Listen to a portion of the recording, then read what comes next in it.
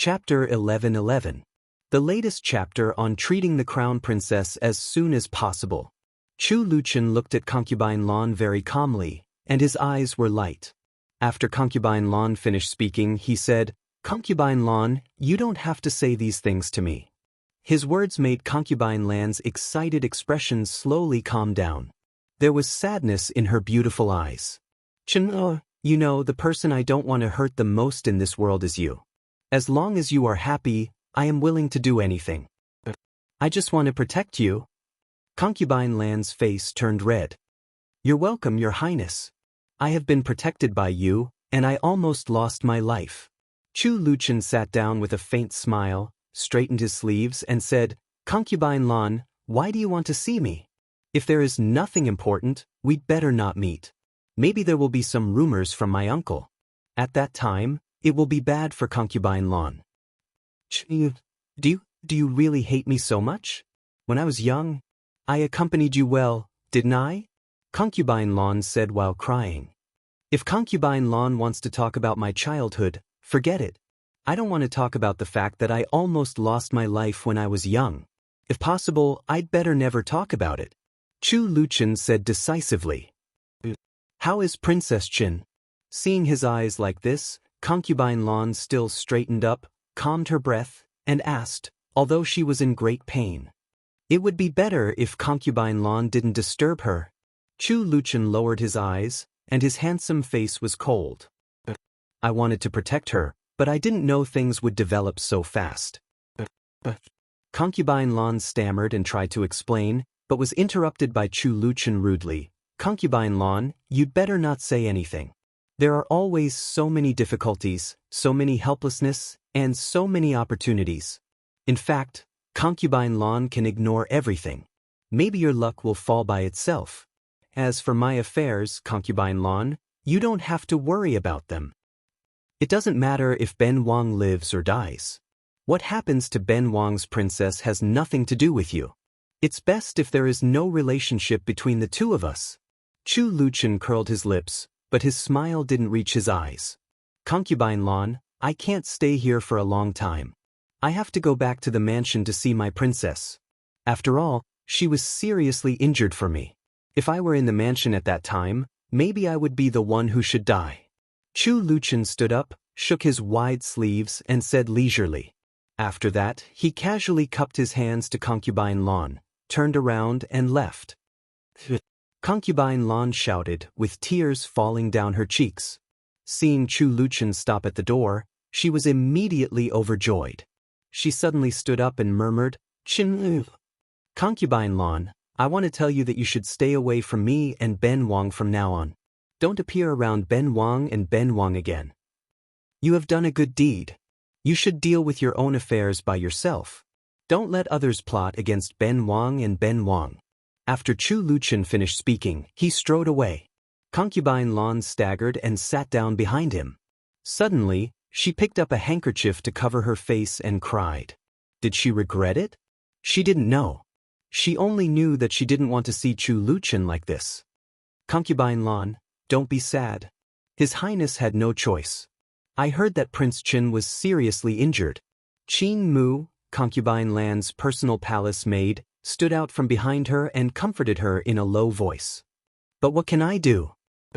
I have no choice. I don't want to be like this." Concubine Lan lay on the back of the chair and cried in a low voice.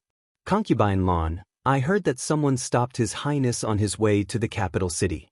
Something happened to His Highness's carriage, and His Highness almost lost his life. After entering the capital city, Prince Chin almost lost her life. His Highness was distressed, so he spoke to you like this? His Highness has finally recovered, and now others can't tolerate him." Qing Mu lowered her voice. There were only two people in the room. Even if it was disgraceful, they had been through so much together, so it was reasonable for them to say these words. Do they really hate him so much? Haven't they been fine for so many years? Concubine Lan cried. Qing Mu sighed. For the first time, she felt that her master was too naive. In the past, because His Highness was in poor health and in a precarious situation, His Highness had always given up on himself. No one needed to deal with His Highness, and His Highness could do it himself. Now that His Highness has recovered and is willing to live a good life with Prince Qin, he naturally attracted others' attention. Qing Mu was reminding Concubine Lan, but Concubine Lan obviously turned in another direction. She wiped her tears and said seriously, "Is Prince Qin so good? How could she let him live? I've been devoted to him for so many years, but he didn't even treat me well. How could he be so cruel?" Seeing that she actually thought of this, Qing Mu felt extremely helpless. After thinking for a while, he said in accordance with Concubine Lan's thoughts, "Although Prince Qin is one of the reasons, the other reason is that His Highness also wants to be stronger. Since he is strong, he will inevitably attract others to kill him. This time, Princess Qin should also be injured because of His Highness. How dare they?" Concubine Lan's thoughts were drawn back again. She gritted her teeth and said with her beautiful face darkening, staring at the square bricks on the ground, "Concubine Lan, for all this, what else do they dare not do? I'm afraid that His Highness's life will not be as easy to save as it was when he was ill." Seeing that his master was still not enlightened, Qing Mu added a harsh sentence to remind her. Concubine Lan suddenly stood up, and there was a great deal of coldness at the bottom of her always calm eyes. She twisted the handkerchief in her hand fiercely twice, and then said slowly, "Invite the Emperor over tonight." "Concubine Lan, are you willing to see the Emperor?" Qing Mu said in surprise. The palace where Concubine Lan lived was basically a cold palace, and the Emperor would not set foot in it several times a year. On the one hand, it was inconvenient, and on the other hand, it was because of Concubine Lan's resistance. She was unwilling to let the Emperor come over, which made the palace become colder and colder. If it weren't for the guards at the door, the palace would have been trampled to pieces by other favored concubines. Concubine Lan nodded and said, "Since they are unwilling to let us go, why should we let them go? After so many years, all of this originally belonged to Qin. No one can take it away." "Concubine Lan, it's great that you can think like this. This originally belonged to His Highness. His Highness is the real crown prince." Qing Mu knelt down with tears in his eyes. She knew her master's bitterness and helplessness, but she felt that all of this belonged to His Highness Prince Qin. No matter from which aspect, everything belonged to Prince Qin. The others were unjustifiable and unjustifiable. "I was really wrong, but this time, I won't make a mistake again." Concubine Lan wiped away her tears and pulled Qing Mu up. Looking at Qing Mu, who was crying uncontrollably, she became strong at this time. She couldn't retreat. For Chu Liuqin's sake, she couldn't retreat. Since those people wanted to kill Prince Qin, they had to step over her dead body first. Otherwise, she would step over their dead bodies. She had always known that this road would be bloody. As a member of the royal family, everyone knew it. In the past, she didn't fight for it because Chu Liuqin was in poor health. There was no point in fighting for it. The most important thing was to take good care of his health. At that time, those people didn't have such great malice towards Chu Liuqin. Now that Chu Liuqin had recovered and could run thousands of miles without any problem, it meant that his body had recovered. What had happened before also made Concubine Lan clearly realize that if she didn't fight for it at this time, she could only become a victim of others. She wouldn't become a victim again. No matter who said it was useless. In this life, it was enough to be a victim once. For the rest of her life, she would work hard for Qin. Even if she was smashed to pieces, it didn't matter. Anyway, she didn't care about anything. "Order the Imperial kitchen to prepare some wine and dishes for the Emperor to eat when he comes in the evening," Concubine Lan said in a cold voice, and her eyes became deep. At this time, she had the demeanor she used to have. She was no longer the Concubine Lan who seemed to stay out of the matter but was extremely weak. "Your Highness, the Imperial kitchen may not prepare anything good for us." Qing Mu hesitated for a moment and said, although the palace where Concubine Lan lived had always had a high status, the so-called Cold Palace was guarded by guards. Even the Empress didn't allow her to enter, which showed that Concubine Lan was unusual. But people only hinted that she was unusual at the beginning. She had been in the palace for so long, but the Emperor didn't go there and was forbidden. Who would care about a concubine like her? There were so many beauties and concubines who had just entered the palace. Who would care about a concubine like her, who seemed to be outdated? Many concubines who had just entered the palace almost didn't know about her, let alone the other people in the harem. Although the imperial kitchen also sent dishes, they were basically the most ordinary kind, and some were even worse. Concubine Lan didn't care about it. Only when she occasionally went to the imperial kitchen, she told her former colleague in the imperial kitchen that he would secretly prepare some good dishes. As for other people, no one knew who Concubine Lan was. Some good dishes secretly prepared basically couldn't be compared with those of other concubines. Concubine Lan didn't eat much, and she only had a few hobbies. But they were not treasures, and she just needed to cook them well. But she couldn't do that today. Today, she specially invited the emperor over. Of course, she had to prepare some good dishes. The people in the imperial kitchen wouldn't pay attention to her. Today, ask them to prepare some good dishes for me. If they're not good, you can just make trouble. A trace of coldness flashed in Concubine Lan's eyes. The empress is busy with her own affairs and has no time to pay attention to these things. Except for the empress, no one in the harem could interfere with her. For so many years, she had endured it and never fought. But now that they had forced her and Chin her to this point, there was no need to endure it anymore. Chapter 11-12. Does she really want to see me? The emperor pressed his hand on the table and almost stood up. He looked at Durong with great excitement. Durong lowered his head and said, "That's what Green Wood, the servant of Concubine Lan, said. He asked you to come over tonight and wait for you in the Hall of Double Breath." Has she forgiven me? Has she forgiven me?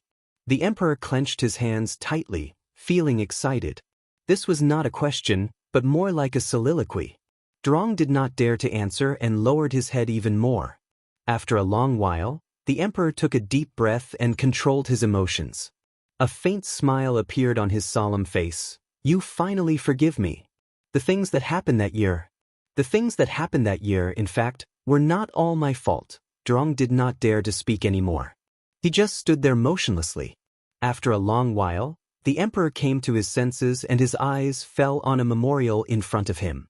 It was a memorial from the prime minister, which objected to him abolishing the empress. The prime minister said that the empress was the foundation of the country and could not be moved at will. Although the matter of Princess Chin seemed to be inextricably linked to the empress, there was no evidence to prove that the empress was the person behind everything. Durong, what if I abolish the empress at this time and make Concubine Lan the empress? The emperor said slowly. Your Majesty, you can't do that. This time, Durong could no longer remain silent. He knelt down with a plop, put his forehead on the ground, and did not dare to move. Concubine Lan was the taboo in the emperor's heart, which no one dared to touch. Durong knew this, so he did not dare to say anything in vain. But at this time he had to say it. Can't I? Why not? The emperor suddenly became stubborn. Your Majesty, please reconsider, Durong said. He did not dare to persuade the emperor deeply, so he could only say it implicitly. The emperor was silent for a long time, and then sighed heavily. I owe her. Your Majesty, you can't be blamed for this. It can only be said that it was an accident, Durong said in a low voice. For a moment, there was silence in the imperial study, and only the faint breathing between the two people could be heard. Get up, the emperor said. His voice seemed to have aged a lot all of a sudden. He waved his hand to signal Durong to get up. Durong got up cautiously and stole a glance at the emperor's face. He felt bitter in his heart. The emperor was old and was no longer the high-spirited prince he used to be.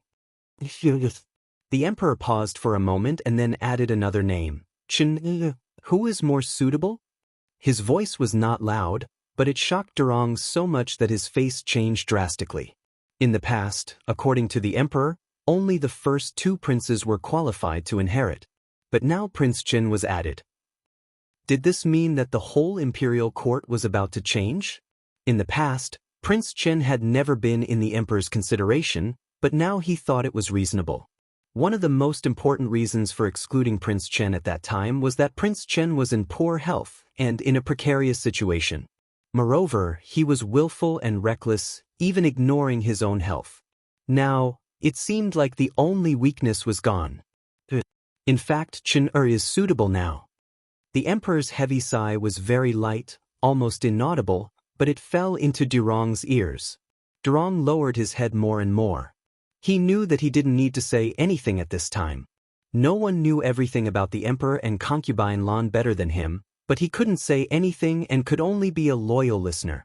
When the news came from the Imperial Palace, Chu Luchen accompanied Xiao Wanru to finish dinner. Chen Kai accompanied Xiao Wanru to finish dinner, and Chu Luchen helped Xiao Wanru walk a little. Mingqiu Nun told Xiao Wanru not to lie in the room all the time. If she was careful, the wound on her arm would not split open. As soon as the two of them walked out of the courtyard, they saw the chief butler coming in a hurry. "Your Highness." The chief butler bowed and said respectfully. Xiao Wanru smiled slightly and raised her watery eyes, which were dark but clear. "Your Highness, you can go ahead with your work. I'll take Yu Jie and Chu Lu for a walk and ask them about what happened before." The chief butler wouldn't come here for no reason. There must be something important. "Walk for a while, but don't walk too much." Chu Luchen nodded and put his hand down from Xiao Wanru's slender waist. "I know." Xiao Wanru nodded and curved her watery eyes with a smile. "You don't have to worry about the affairs in the palace for the time being. Just take good care of your injury." Chu Luchen reminded her again. "I know," Xiao Wanru said again. She knew that Chu Luchen was worried that she didn't take good care of her injury. She reached out her hand and gently pulled his sleeve and shook it a little, looking a little delicate. It was true that she couldn't intervene in the affairs of the palace, let alone at this time. But she was worried that it would be inconvenient for Chu Luchen. After all, the harem was full of women. Chu Luchen, as a prince, was not suitable. But at this time, she knew that he was worried about her and would not let her intervene at will. Seeing that Xiao Wanru agreed, Chu Luchen showed a smile in his eyes and went to the front with the chief butler. In the study outside, Chu Luchen sat down, and the chief butler said excitedly, "Your Highness, concubine Lan took the initiative to see the emperor." He was also a person who knew the inside story, so he understood the reason and consequences of concubine Lan's decision. The gentleness on Chu Liuchen's face slowly faded, and his eyes became cold. After a long while, he asked, "Will the palace be peaceful today?" "It shouldn't be peaceful. Although concubine Lan has been inconspicuous for so many years, it doesn't mean that anyone can bully her at will," the chief butler said with bitterness in his heart. He had seen the little master's life for so many years. In fact, the little master was the most innocent one. Why did the little master become the one to bear all the responsibilities? Concubine Lan had been hiding in front of others for so many years. Although it seemed that she was protecting the little master, it was actually another kind of harm to the little master. Concubine Lan didn't have the ability to protect the little master, so how could she protect the little master? The little master was still young at that time, so no one took him seriously. The identity of the former emperor's legitimate son did not bring glory to the little master, but aroused others' jealousy and hatred. He was such a young child who didn't know anything. It was conceivable that he lived in a place like the palace. At that time, concubine Lan was immersed in her own sorrow, but she forgot that there was such a child who needed her care.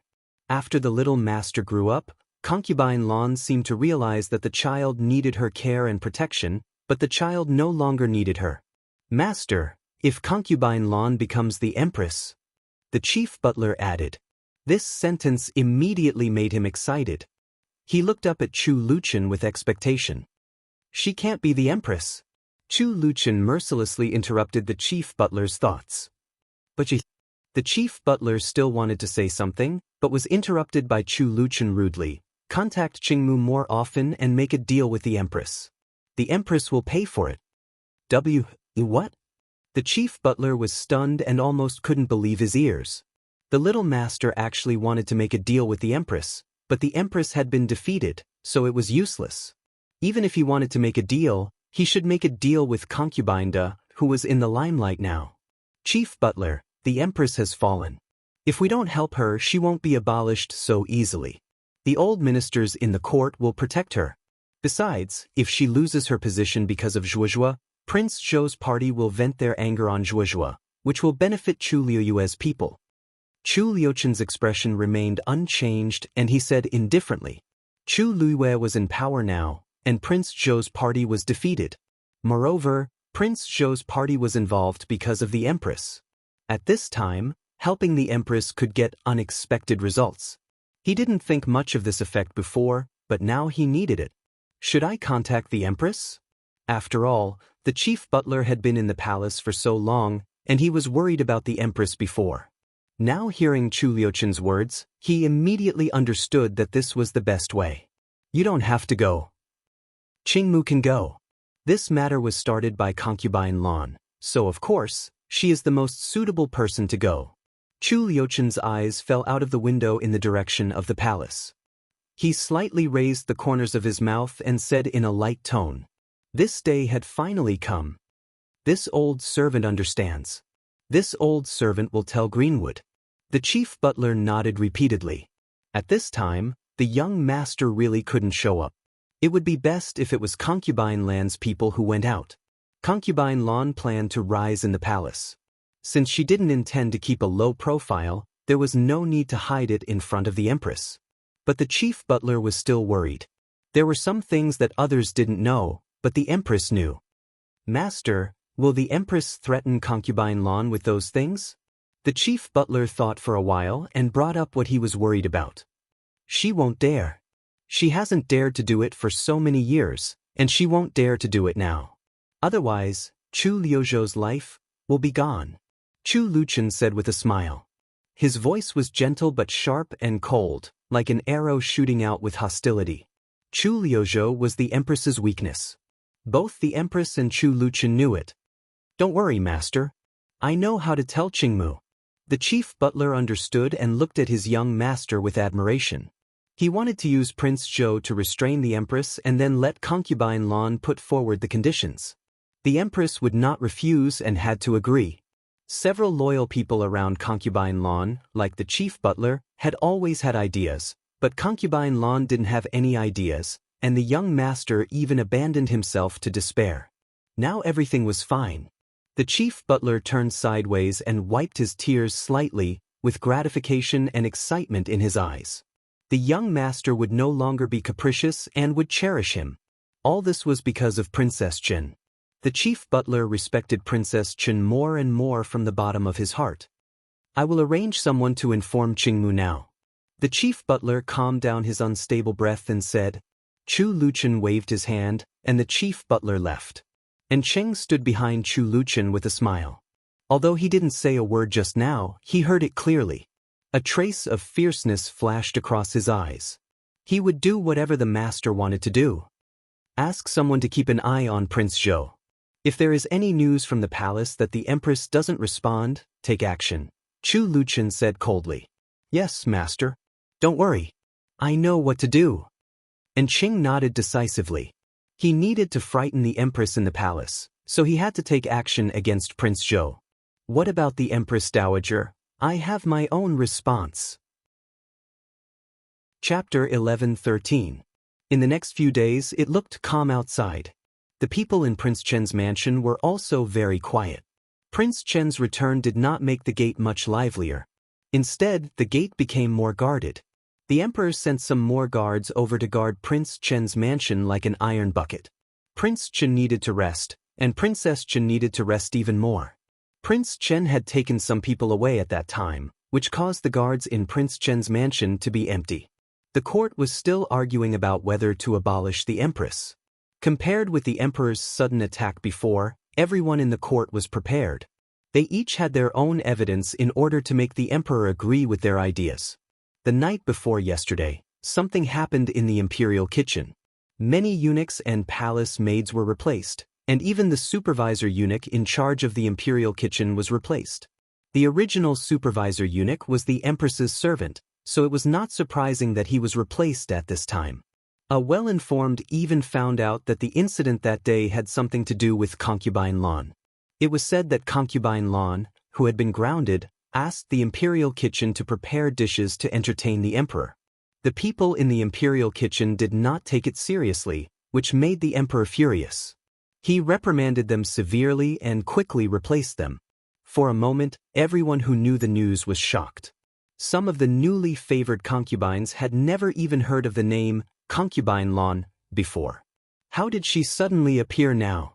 Some people wanted to know, while others went to inquire about it and secretly found out everything about concubine Lan. It was said that concubine Lan had been the emperor's concubine when he was still in the emperor's mansion. At the beginning, she was a concubine, a woman whom the emperor met and fell in love with at first sight when he was on a trip. At first, she was not raised in the mansion and only appeared in the mansion occasionally. Later, it was said that she was the former empress's younger sister. Such an identity was enough to be the emperor's concubine at that time, but at that time, the emperor already had a legal wife. While there was a lot of noise, the former emperor's wedding was over. After that, the emperor brought people into the palace and also brought concubine Lan in. It was unknown whether it was because concubine Lan was the former empress, but concubine Lan did not get the noble position of one of the 4 concubines. Instead, she was just an ordinary concubine Lan who did not even have a title. Later, for some reason, she angered the emperor and was locked up. She had been locked up for so many years. No one had expected that concubine Lan, who had been silent for so many years, would have a chance to make a comeback. Since the emperor had changed people because of her, it meant that the emperor cared about her. Such a person should have been worse than a concubine in the cold palace. At least there was no one guarding the cold palace and she was locked up. She had been locked up for so many years, yet the emperor still cared about her and was angry because of her. It was clear that the emperor had never forgotten her. How many women did the emperor have? It was a lot. Some were dead, some were still alive, and new ones came. The emperor still cared about concubine Lan. It could be seen that concubine Lan was really in the emperor's heart. The emperor had always been very indifferent to the women in the harem. Although he would visit the harem, he mainly went to see the adult princes. He was very indifferent to the other concubines. There were many concubines who didn't see the emperor all the year round. Everyone originally thought that the emperor should care about concubine the most. A woman who could give birth to the eldest son of the emperor must be the one the emperor cared about the most. Moreover, concubine's title was only slightly inferior to that of the empress. What he meant was, of course, protecting the woman he cared about the most. But what did it mean now? Was concubine Lan the woman the emperor cared about? For a time, the harem was surging with undercurrents, and everyone was investigating concubine Lan. But the matter about concubine Lan was too simple. It was so simple that people found out about it easily. It was obvious that there was no need to inquire further. No one knew when the officials of the previous dynasty began to inquire about concubine Lan. If it was just a favorite concubine, the previous dynasty would not be alarmed, but Prince Chen was involved. If this concubine Lan really won the emperor's heart, she would definitely have a relationship with Prince Chen. In terms of relationship, this concubine Lan was Prince Chen's biological aunt. With such a biological aunt, Prince Chen would definitely be involved. There was a Buddha hall in the Imperial Palace. It was not very big, but it was very exquisite. Unlike the Buddha hall outside, there was a Buddha statue in the Buddha hall, which was really blessed with a golden body. On the futon in front of the Buddha statue in the middle, an old nun was sitting with her eyes down. She was knocking on the wooden fish with one hand and putting her palms together with the other, silently chanting scriptures. The door of the Buddha hall was slightly opened, and Huiqing hurried in. "Master!" Pushun Nun didn't open her eyes and asked slowly, "What's the matter?" "Master, I can't find out anything else about concubine Lan. The former empress's family has long been in decline, and they even retreated to their hometown. There are only some side branches in the capital city, so I can't get any information. They only say that concubine Lan seems to be an illegitimate daughter and was brought back later. The specific matter can't be found out by the side branches." Huiqing reported. Pushun Nun opened her eyes. Her eyes were deep, but she didn't say anything and continued chanting scriptures. Huiqing became anxious and couldn't help crying out, "Master, now, send this news to Xiao Baolin." Pushun Nun said, "Master, what's the use of Xiao Baolin? He's just an outdated. He's so beautiful, but he can't even compare with concubine Lan, who has been locked up for so long. Hui Qing said indifferently. She had tried to curry favor with Xiao Yanru before, but now she was very disdainful of her. Xiao Yanru was obviously beautiful and talented, and was taught by Pushun Nun in person. Why was she so useless that she ended up like this? What happens to Xiao Baolin has nothing to do with us. After all, she's my disciple. We can't watch her fall into such a situation. Pushun Nun said slowly. After that, she put down the wooden fish in her hand, put her palms together, and chanted the name of Buddha with a compassionate face. Hui Qing was a little angry. Why did she have to give the news that she had worked so hard to find out to Xiao Baolin for free? But seeing that her master closed her eyes again, she knew that it was useless for her to object. She could only say angrily, "Master, should we send the news to her from the tower as before?" "There's no need to let her know. Everyone has their own fate," Pushun Nun said lightly. After the smoke curled up, her expression became more and more solemn. "Master, I know." Hui Qing also put her palms together and answered. She carefully retreated to the door and looked back at her master, who was seriously worshipping Buddha.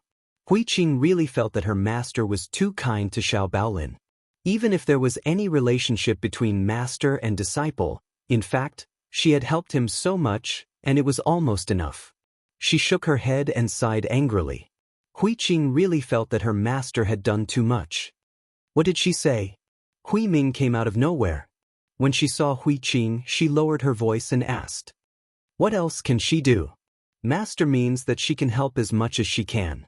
She said that she can't watch Xiao Baolin live such a hard life in the palace. Hui Qing was very angry. "We have a lot of things to do, and we still have to help Xiao Baolin. Just don't let her drag us down." After entering the palace, Hui Qing had not been idle. She was much busier than when she was in the Yuhui nunnery. From time to time, she had to deal with the S. These S were all very arrogant. Although they were disgraceful in front of the emperor, they all pretended to be favored concubines in front of her. From time to time, there were also arrogant and domineering people who came here to make trouble for her master. One time, she said that she wanted to learn painting.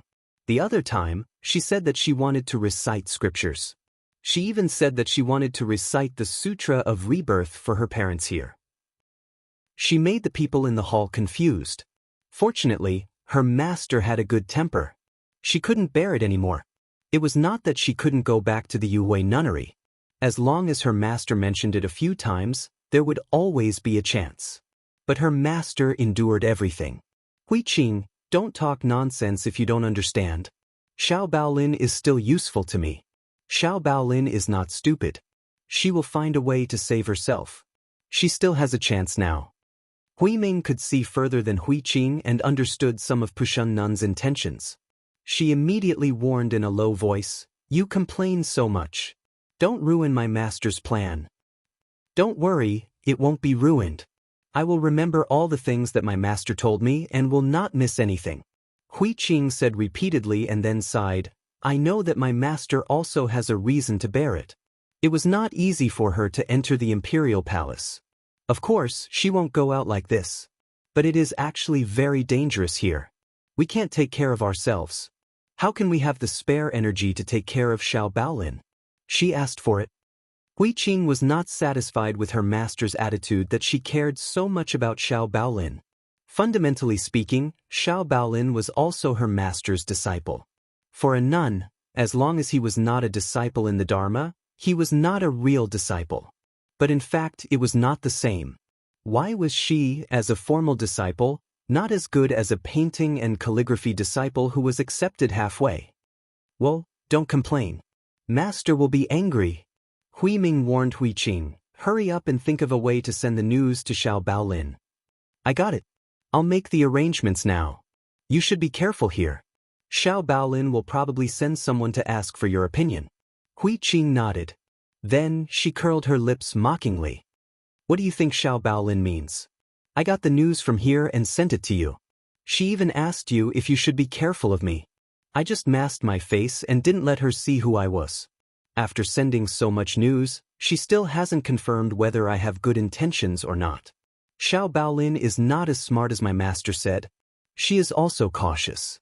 Compared with you, who shows your face but doesn't show your face, of course, Xiao Baolin cares more about my master and will listen to her. This is very good. With one in the open and the other in the dark, we can handle things better. Hui Ming didn't have the same idea as Hui Qing and immediately explained. Seeing that it was getting late, the two of them arranged to act according to Pushun Nun's instructions. Since entering the palace, in fact, only Pushun Nun was guarding the Buddha Hall.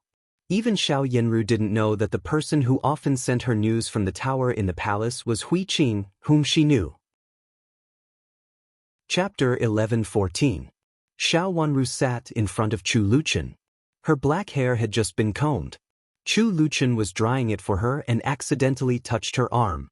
Xiao Wanru sensed that Chu Luchen's hand froze. She stretched out her injured hand, gently pulled his sleeve, and said with a soft smile, "Mingqiu Nun and Dr. Chi's medicine is good. It's almost healed. The wound won't burst open if I don't use force." As she said, she pulled his sleeve down with a little force. "Okay, I see. Don't pull it.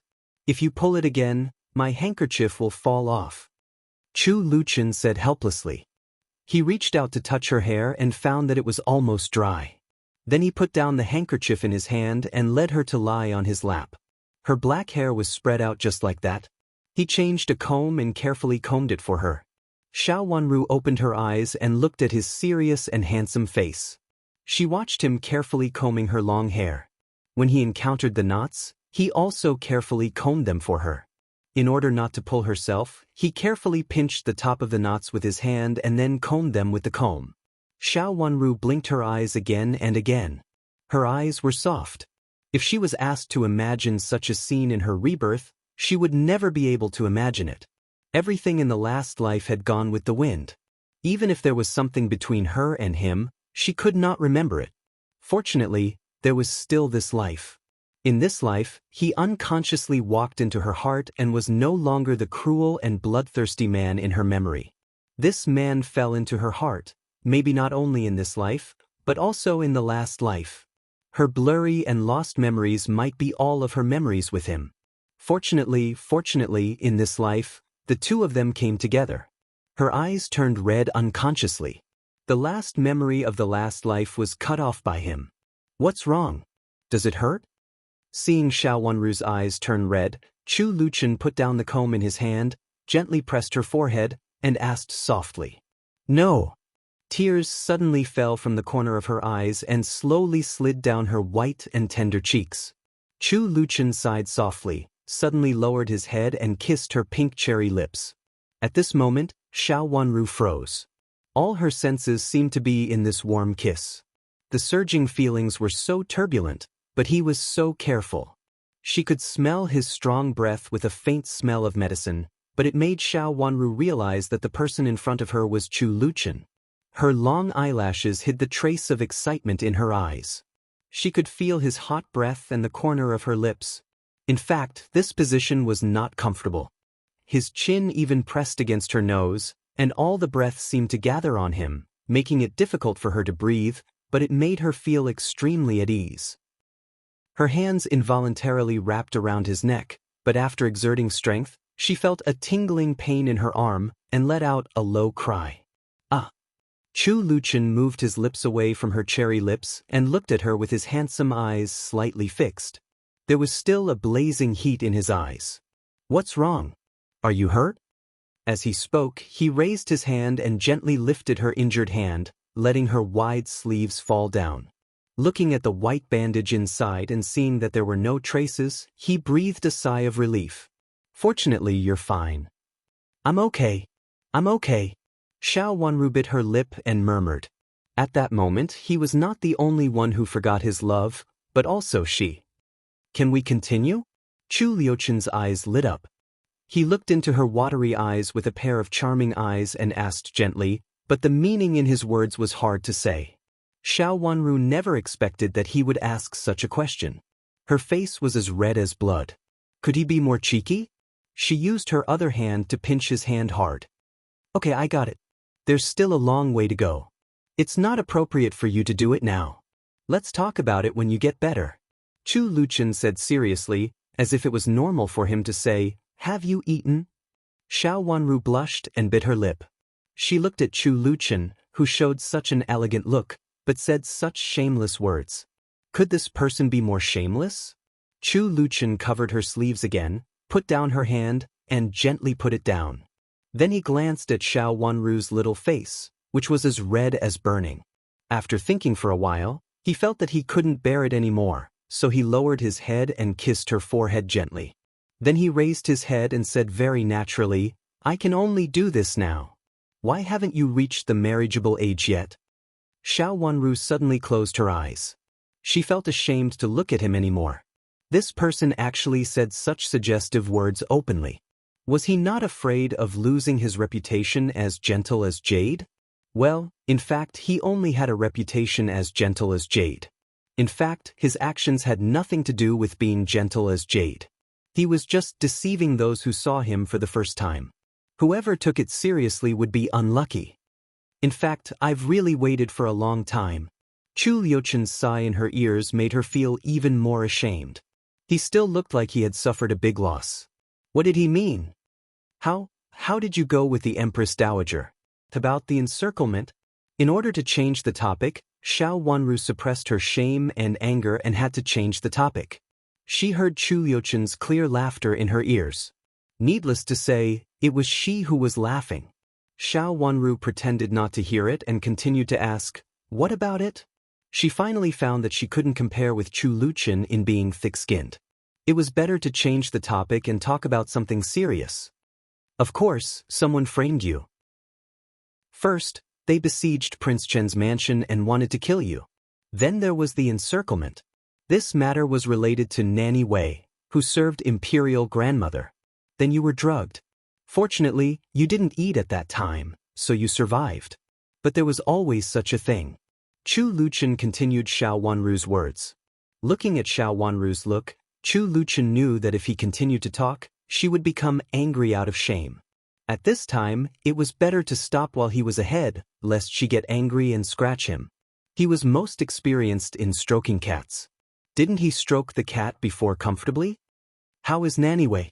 Xiao Wanru suddenly opened her watery eyes and asked subconsciously when she saw Chu Liuchen's handsome eyes. In fact, Nanny Wei was a key figure. However, this key figure seemed to be abolished without any important role. Imperial grandmother demoted Nanny Wei, but she still serves Imperial grandmother. She said that Imperial grandmother has been using her for so many years and can't leave her for a while. She was also bewitched by her nephew before, so she deliberately led you to give Empress Dowager something that she didn't like. She won't do it again. Chu Luchen replied with a faint smile. When they went to the Palace of Benevolent Peace before, Nanny Wei kept kowtowing to him and said that she couldn't bear to leave Empress Dowager. At this time, Empress Dowager was ill, and there was no suitable person to take care of her. At this time, she would not leave even if she died. She begged him to forgive and spare her. When Empress Dowager recovered in the future, she would let Empress Dowager deal with everything.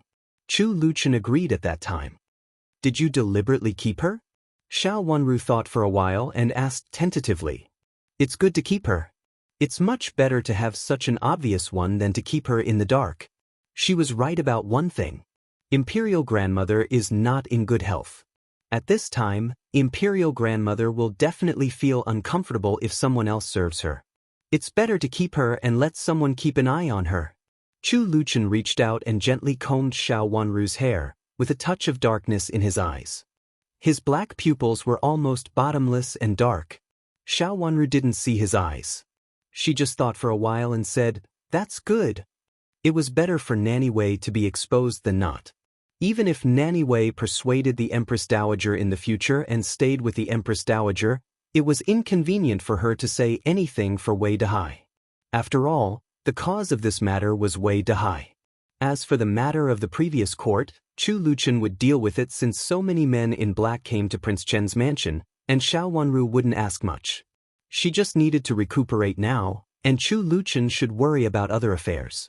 Since Chu Luchen returned to the mansion, Xiao Wanru felt much more relaxed. It seemed that she didn't have to worry about anything because Chu Luchen was there.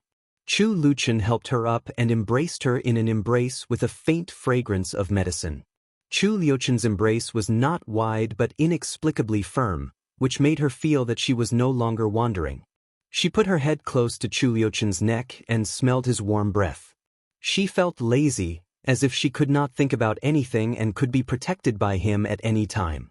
Just like a fearless woman, she felt that she would always have someone to rely on at any time. This kind of feeling was so good that it made Xiao Wenru want to cry. In her last life, she had drifted so far, and in this life, her life was also drifting.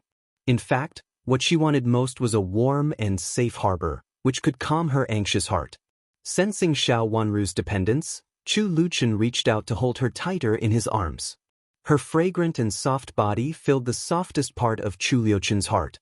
He had always been unaffectionate. Even if he could give up himself, there was nothing he couldn't give up. However, Xiao Wenru was the only one he cared about, even more than himself. For the sake of the woman in his arms, he must be stronger so that he could protect her. He glanced at her injured arm. Therefore, he was not strong enough, so that she suffered so much for him. The previous arrangements could be catalyzed one by one. Since he had taken a fancy to that position, he would not give it to others. Even if he had to create a bloody hell for it, so what? There was a smile in his eyes. If Xiao Wenru saw his smile at this time, she would find that such a smile was both handsome and elegant, but also soul-stirring. The smile of a picturesque, beautiful young man was so creepy that it made people feel cold. He was like an Azura who climbed out of the bloody hell, bloodthirsty and evil. Chapter 11:15. Chanxian. Translator, Henyi Translations Editor, Henyi Translations. As night fell, the palace was very quiet. There were many disputes in the palace now, and no one dared to walk around for fear of causing trouble. The recent changes in the palace were confusing. The doors of an empty palace hall were ajar. The Empress, along with her 2 trusted aides, silently appeared at the palace doors. This place was rather far from Fengyi Palace. The Empress could not remember who had once lived here. When the Emperor had moved into the palace, this place had always been empty. It seemed that one of the previous emperor's concubines had been the last occupant of this place. After so many years, no one had lived here again. This palace was not big, but it was also one of the main palaces in the palace. When the emperor first entered the palace, he conferred several S in the main palaces, and then he didn't confer any S in the main palaces. Other new S didn't have the position of the master of a palace, so several palaces were empty, and the one in front of them should be the same. The light was lit in the depths of the hall. The woman holding the lamp looked at the Empress with her beautiful eyes. Her eyes were calm but cold. Although she was not as tall as the Empress, her imposing manners startled the Empress and she couldn't help but stop. How long had it been since the Empress saw a woman who could stand proudly in front of her? Looking at her face, which was so beautiful that it made people feel ashamed, she inexplicably felt jealousy and hatred in her heart. Princess Chen's appearance was also stunning, but this kind of stunning beauty was only a girl's stunning beauty. Compared with the face in front of her, there was no danger at all. Only the face in front of her made her feel a sense of suppressed grievance, anger, and jealousy. Yes, she was as angry as she was jealous at the beginning. The Empress's eyes almost spurted out fire. She looked at the woman in front of her with resentment and said, "Concubine Lan, you are really unfaithful to your wife." Concubine Lan quietly put the lamp in her hand on the candlestick in front of her, and then turned around. In the shadow of the lamp, Qingmu was carefully on guard. Everyone in Concubine Lan's palace had always been on guard against the Empress. "Empress, do you dare to say this to His Majesty?" Concubine Lan put down the lamp, turned around, looked at the Empress, and said slowly. For a woman like her, after her expression darkened, she would have an aura. This kind of aura actually caused the Empress Mother's aura to stop. It was as though something had coincidentally stepped on her aura and caused her to become slightly weaker. "You're still the same?" The Empress gritted her teeth and cursed. "Empress, please be careful with your words." Concubine Lan raised her beautiful eyes disdainfully. "After so many years, you are still so hot-tempered. Don't you think it's not good?" Why aren't you dead yet? The Empress gritted her teeth. If I die, you won't have peace either. I'm afraid the Empress has forgotten who is the one who wants to kill you. Concubine Lan sat down on a chair on one side, pointed to the chair opposite her, and said, Empress, don't you want to sit down and talk? I don't want to talk to a concubine who has fallen into the cold palace. The Empress took a step forward proudly and said, If the Empress says so, please go back. There is no possibility of cooperation between us. I can go to Concubine Da. Maybe Concubine Da will be very willing to cooperate with me. Concubine Lan's face darkened. She pointed to the outside of the hall and said indifferently. The way she spoke reminded the Empress of a scene in the past. At that time, the woman in front of her was also sitting there with great dignity. But she had to kneel at her feet. This was a feeling of humiliation, but it made the Empress sober. At this time, if she did not agree to Concubine Lan's request, Concubine Lan would definitely cooperate with Concubine Da. With Concubine Da's character, she would definitely agree to cooperate. After all, Concubine Da did not know the inside story as well as she did. If you continue to force me, don't blame me for revealing your scandal. The Empress said sternly. Concubine Lan rolled her long eyelashes, picked up the teapot on the table indifferently, poured herself a cup, and then pushed the teapot in front of her. She said slowly, If the Empress wants to say it, just say it. I'm afraid that even Prince Zhou will be implicated if you say it. If she could say it, she would have said it long ago. Concubine Lan knew how much the Empress hated her. If possible, she would definitely kill her. But she did not dare to say it, not even to her own son. She was afraid that if her son leaked it, it would be a disaster. She could only keep it to herself and not tell anyone. The Empress was so angry that her face turned livid. In the end, her reason prevailed. Tell me how to cooperate. Concubine Lan looked at the Empress and said word by word, I guarantee that your position as the Empress will be stable. You can propose that Prince Chen be the crown prince of the East Palace. Hearing what Concubine Lan said, the Empress flew into a rage. Her eyes were stern and terrifying. Impossible. Concubine Lan, give up. I will never say such a thing. Concubine Lan was not surprised by the Empress's words. She reached out and gestured, Since the Empress is unwilling, just pretend that I didn't say it. The previous court has been talking about the abolition of the Empress. You should know what the Emperor wants. Even if you don't mention it, I can find other concubines to mention it, but it won't be as effective as yours. Of course, without the position of Empress, even if I can't be the Empress, I will become a high-ranking concubine. At that time, I can raise Prince Chen under my name. Maybe he will be the successor. As for Prince Zhou, Concubine Lan paused for a moment. Then she looked at the Empress, who slowed down and said with a smile, Mother has been abolished from the position of the Empress. No matter how promising Prince Zhou is, he has nothing to do with the suspended throne. Next, it depends on the game between Prince Yu, Prince Chen, and Prince Cheng. Prince Zhou is the legitimate son of the Emperor. The Empress suddenly turned around with a livid face and looked at Concubine Lan with hatred. There is no one to be the Empress, so how can there be a legitimate son? Prince Chen is the only direct descendant. From this point of view, you will benefit greatly from being abolished from the position of the Empress. Maybe I shouldn't have come to meet you today, Concubine Lan said indifferently. What do you want? The Empress was not stupid. Although her face was pale, she could still ask the key question. I don't want to do anything.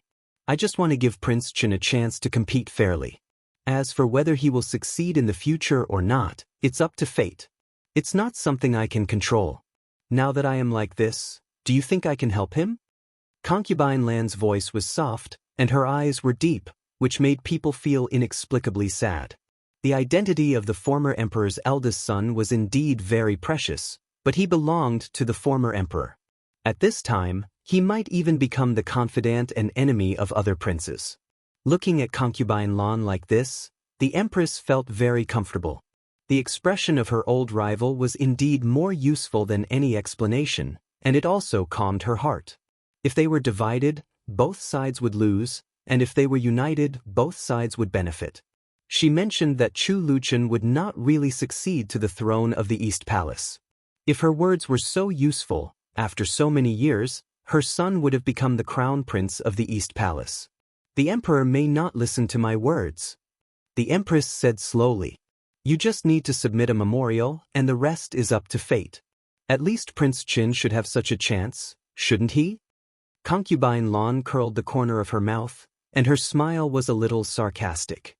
The sarcasm didn't seem to be ridiculing the empress, but more like ridiculing herself.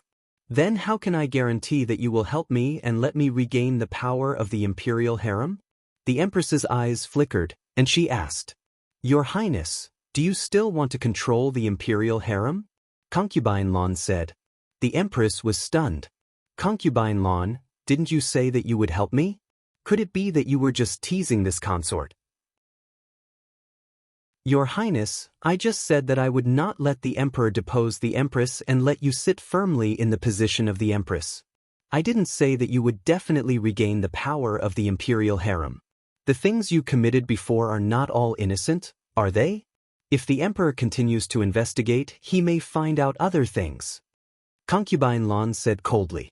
The empress's momentum weakened, and she tilted her head uneasily to avoid Concubine Lan's eyes. I didn't poison Princess Qin, nor did I assassinate her. Concubine Lan interrupted the empress's words. Your Highness's words are useless to me. It's only useful to the emperor. I don't know if the emperor will listen to what you say. If the emperor listened to her, he wouldn't have deposed the empress. I will definitely find out who framed my people behind the scenes. The empress gritted her teeth and said fiercely. The people accused by Princess Chen's servant girl were all related to her, but she didn't ask them to do anything. At most, she just asked them to inquire about the news. How did they become the masterminds behind the scenes and even led to the assassination of Princess Chen?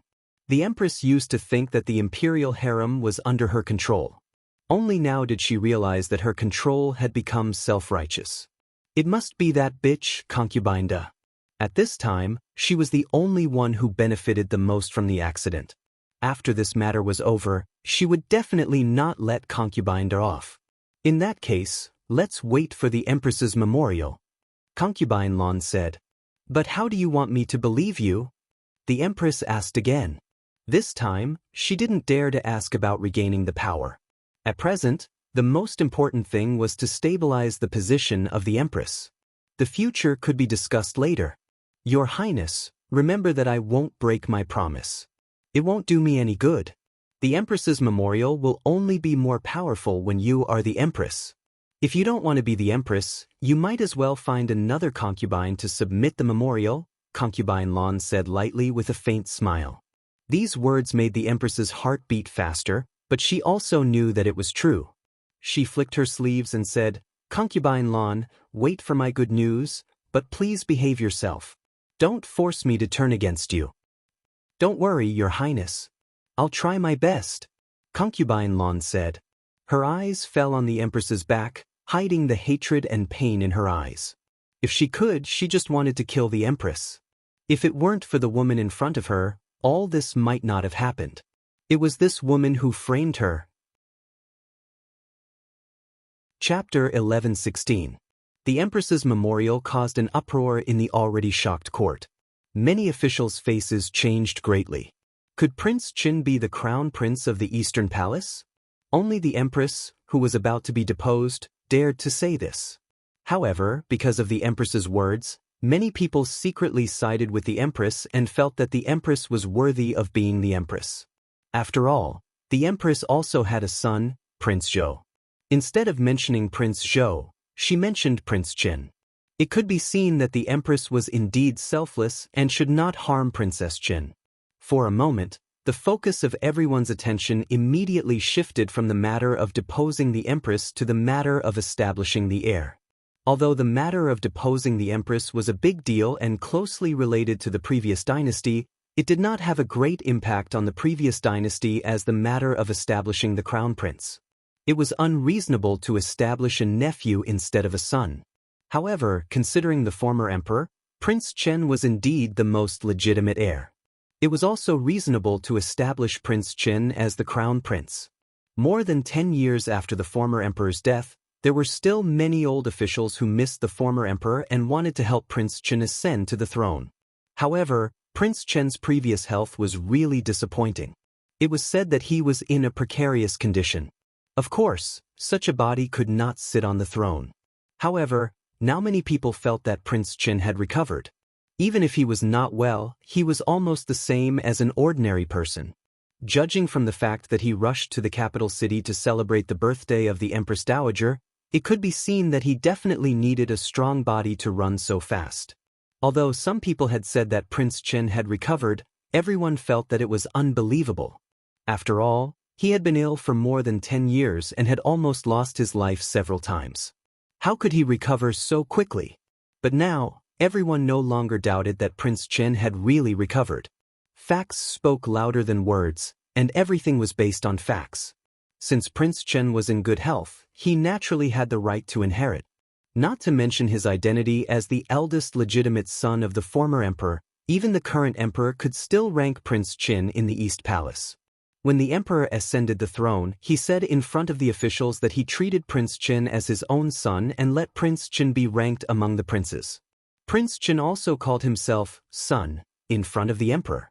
Since he also had the title of father and son, of course he had the right to inherit. Compared with a pure nephew like Commandery Prince Qing, Prince Chen's reason was more reasonable. There was another quarrel in the imperial court. This time, the quarrel was about whether Prince Chen could be appointed to the East Palace. Some people agreed, while others objected. The censors all expressed their opinions, saying all kinds of things. Even the censors themselves were divided into two factions. Both sides insisted on their own opinions and could not come to an agreement. Almost all the ministers in the imperial court were involved. Only a few princes looked very indifferent, as if nothing had anything to do with them. There were also a few important ministers who maintained their attitude and did not join in the quarrel. Compared to the previous matter of the abolition of the empress, the scope of the quarrel this time was even greater. Every day, the court officials went to the court to think of ways to make the emperor agree with them. It could be said that they racked their brains. As for in private, there was even more undercurrent surging. At this time, who cared about the abolition of the empress? The emperor's attitude was unpredictable. Wearing the crown of the emperor, he sat high in the main hall and watched the ministers quarrel without saying a word. It was a little far away, so the expression on his face could not be seen clearly. Prince Cheng secretly glanced up and hurriedly lowered his head. Although he stood close to the front, he could not see the emperor's face clearly. Was he angry or resentful? Prince Cheng guessed that there were several attitudes. If he got the throne, the ministers all asked him to pass the throne to his nephew. If it were him, he would also be angry. It was not that he had no sons. Obviously, he had 3 adult sons. Why should he pass the throne to his nephew? But he really could not see through his brother. Until now, he could not even say a word. Could it be that he really had a good relationship with Prince Chen? Or was the death of the late emperor really an accident? Prince Cheng still felt that it was very impossible. There were some things that he also vaguely inquired about and also set up a trap. He did not believe that the late emperor died so easily. Did he die just after taking the medicine? Previously, he secretly plotted with others, but did not expose the matter of that year in public, but pushed the matter of Prince Qin to the front of the stage? Prince Qing did not expect that the empress would submit a memorial to ask Prince Qin to be the crown prince. Chu Luchun was the nephew that he did not think highly of.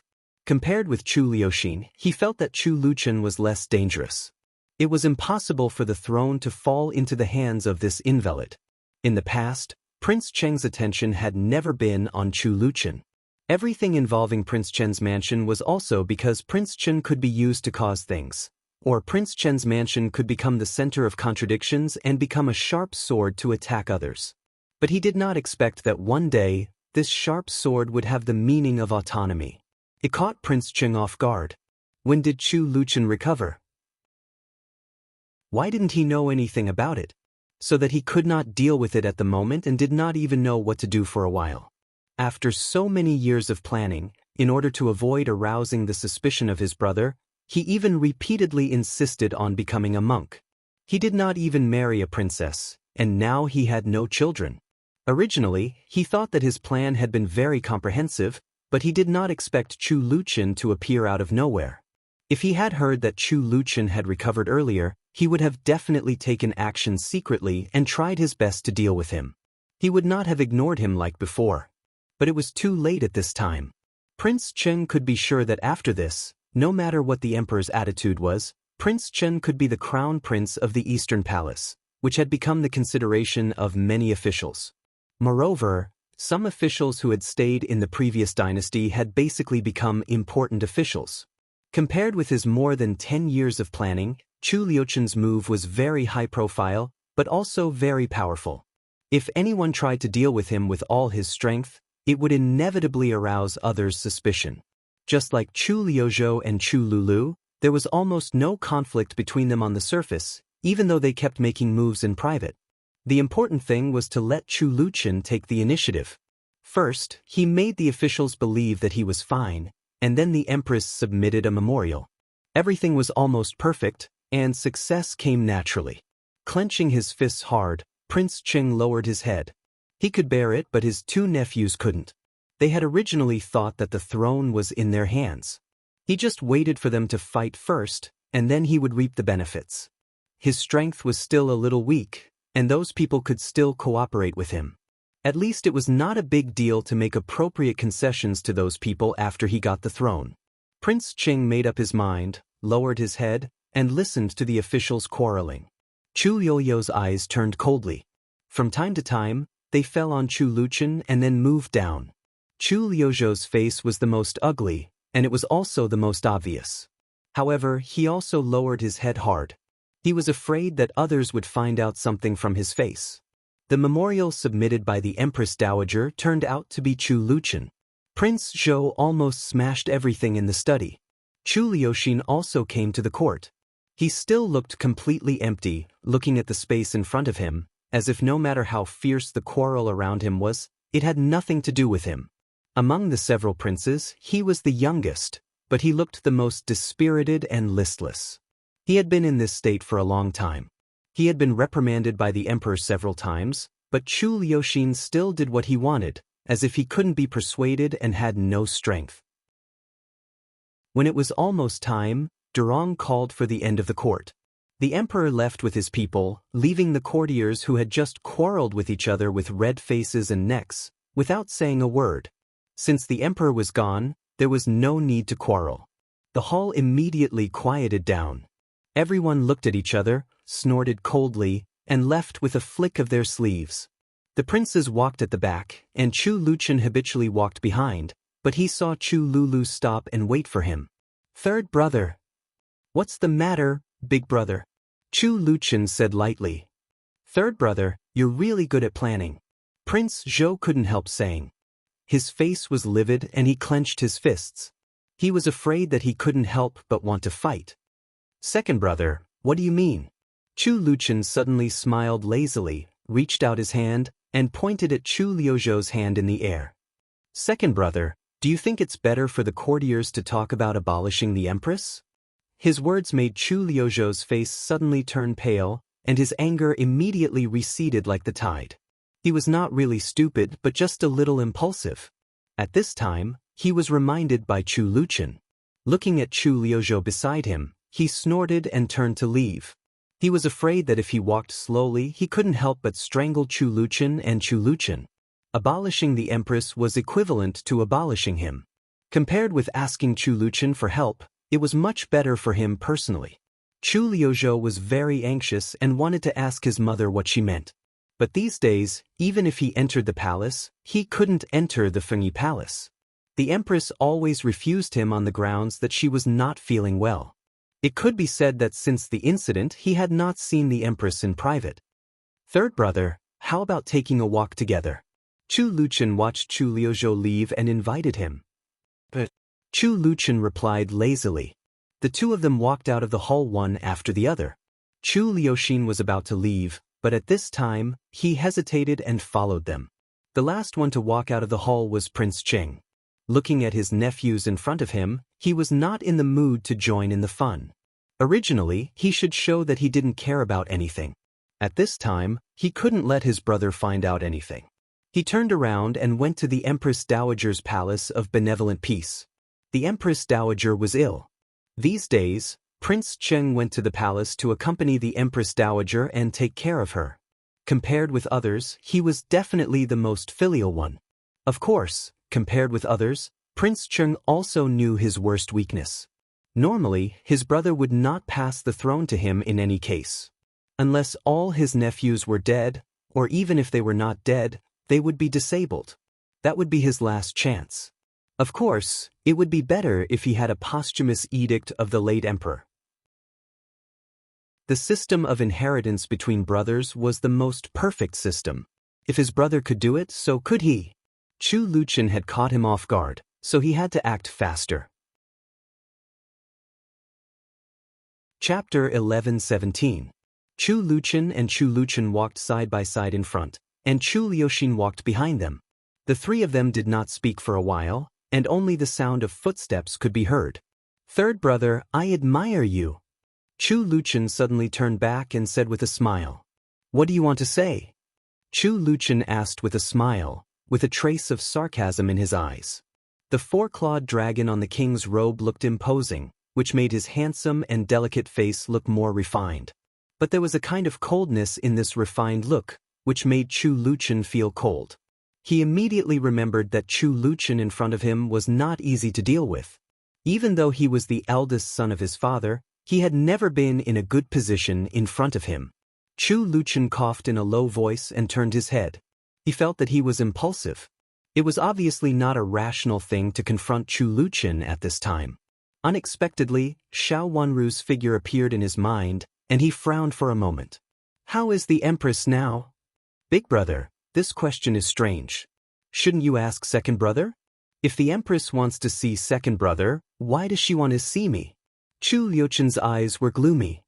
"Third brother, have you found out who did the thing about Princess Chen?" Chu Luchun coughed again in a low voice and changed the previous inappropriate topic. "Big brother, who do you think did it?" Chu Luchun asked him in reply with a gentle smile. His every movement became more and more attractive, graceful, and luxurious. Chu Luchun was stunned again and secretly gritted his teeth. Chu Luchun had always been difficult to deal with. "I don't know, so I asked you. Can't you find out who did it?" Chu Luchun said. Chu Liuchun's expression remained unchanged, and there was a bit of evil coldness in his smile. "Isn't everyone investigating?" "Big brother, you have been investigating longer than me. I have only been back in the capital for a few days. Such a big thing happened in Prince Chen's mansion. Of course, those involved had to investigate and ask to prove their innocence. Not only the emperor was investigating, but several mansions were also assisting the emperor in investigating." Chu Luchun was extremely angry. Chu Luchun was really watertight, but he asked the right questions. Chu Luchun suppressed his anger and said slowly in a low voice, "Since this matter is related to the Imperial Palace, it's better for father to investigate it. Before father finds out the truth, third brother needs to be careful when investigating." "Be careful? What did big brother mean? Could it be that you want this king to stop investigating? My princess was injured and almost lost her life. Do you want me to be careful?" Chu Luing asked. Although his tone was harsh, he still had a gentle smile on his face. In Chu Lu's eyes, such a smile was almost dazzling. He wanted to lose his temper, but he had too many misgivings. He flicked his sleeves and said with an ugly expression on his face, "Since third brother has said so, this king will not meddle in your business." After that, he ignored Chu Luchun and strode away with a straight face. Chu Luchun watched him leave with a smile, and then turned around. When he was about to leave, he saw that Chu Liuxin was still behind him. "Fourth brother, what's the matter?" "I'm fine." Chu Liuxin stammered and stepped aside to let Chu Luchun go first. Chu Luchun glanced at him and didn't care. He turned around and went to the Empress Dowager's palace of benevolent peace. His grandmother was ill, so he went to see her first before going back to the mansion.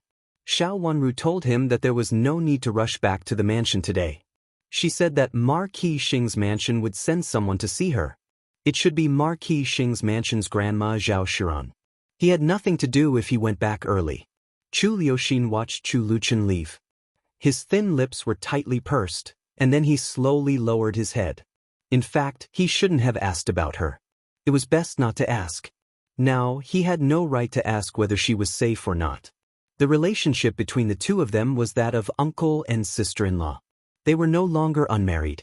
Even if he fell in love with her first, so what? In the end, the person she married was not him, but his third brother. Your Highness, shall we go back to the mansion first?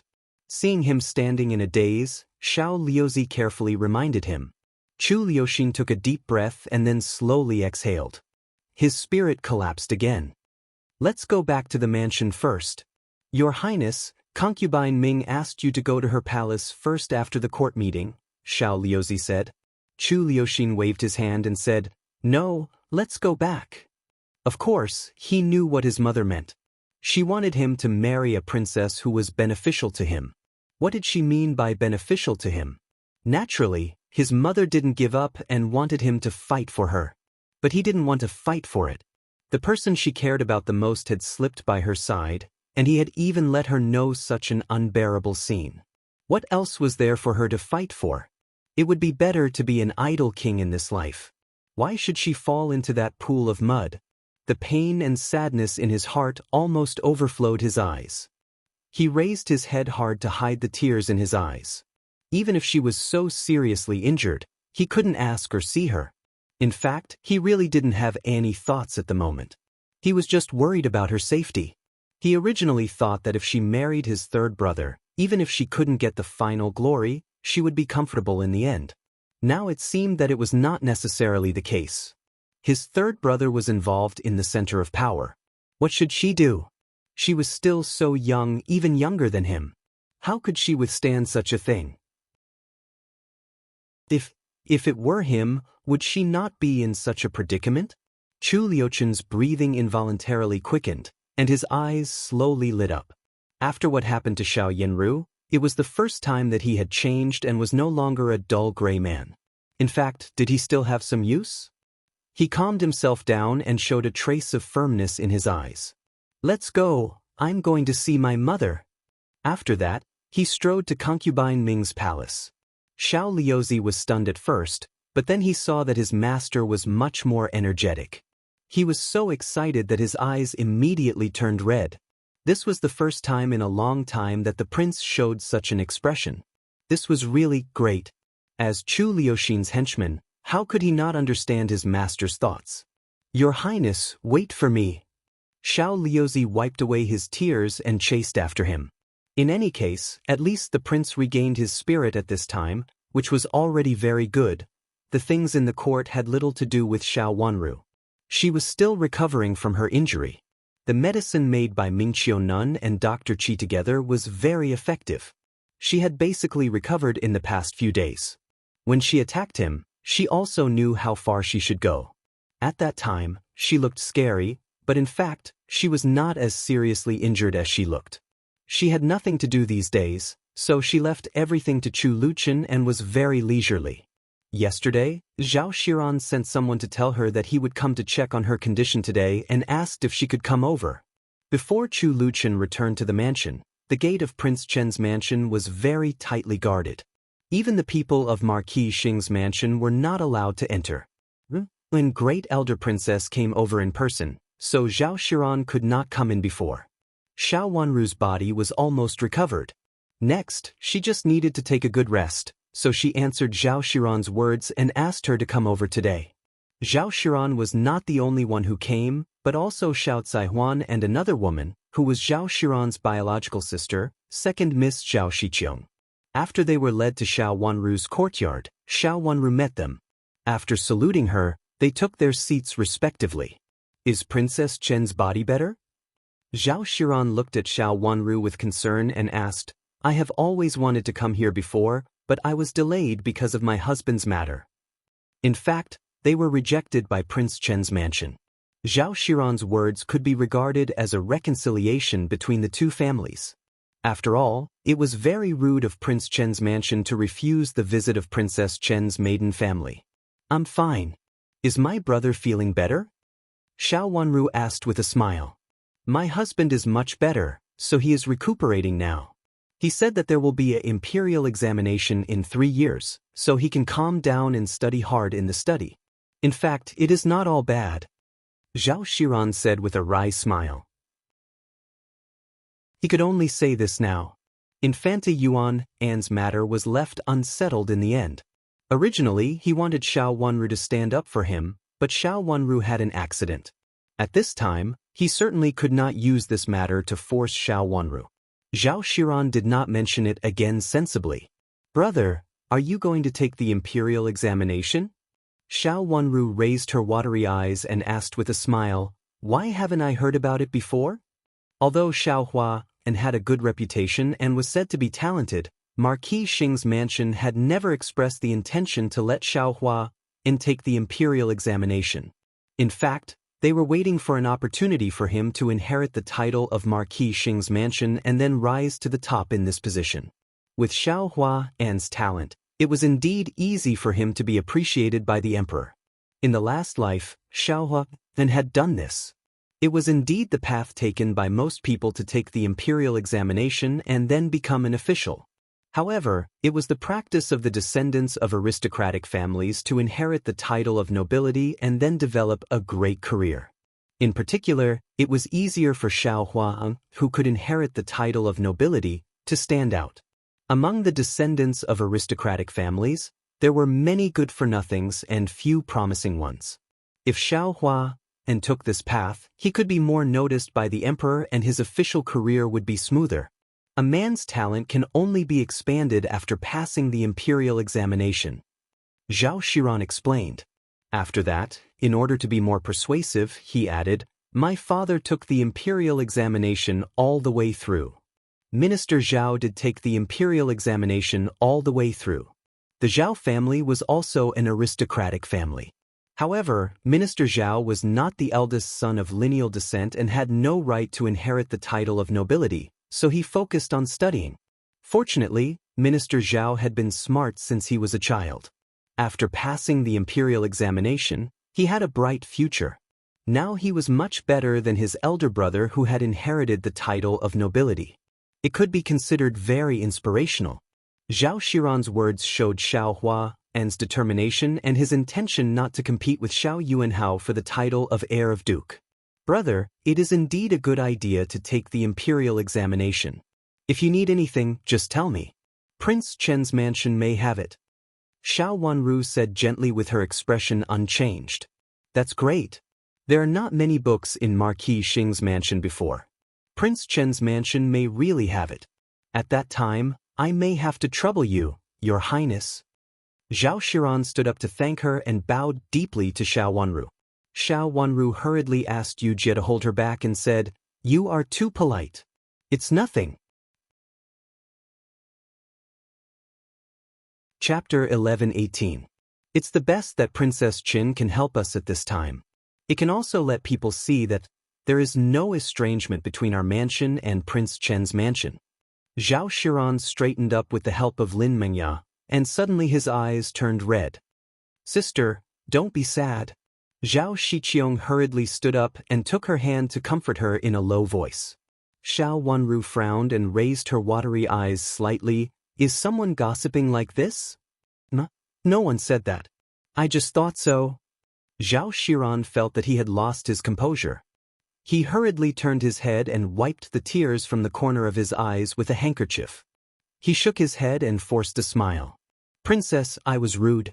It's just that the mansion has been a little cold recently, so I said it out loud. The inner courtyard of Marquis Xing's mansion was indeed deserted at the moment. Old Madame was not here, and Madame Jiang was locked up. There were only Zhao Shiran and the mother and daughter of the third branch left. The third madam was used to being indifferent, so it was indeed much more deserted than before. Princess. Zhao Shiqiong suddenly opened her mouth and said hesitantly. What's the matter, Miss Zhao? Xiao Wanru looked at Zhao Shiqiong with interest. Compared with Zhao Shiran, Zhao Shiqiong was more beautiful and charming. When she looked at people with her beautiful eyes, she seemed to be a little delicate, but it was not very obvious and would not make people feel that she was too attractive. This kind of seductive look was the most subtle and most attractive. Second sister. Zhao Xiran's expression became stern as he shouted at Zhao Shiqiong. Zhao Shiqiong hesitated for a moment and glanced at her sister. In the end, she didn't say anything and lowered her head.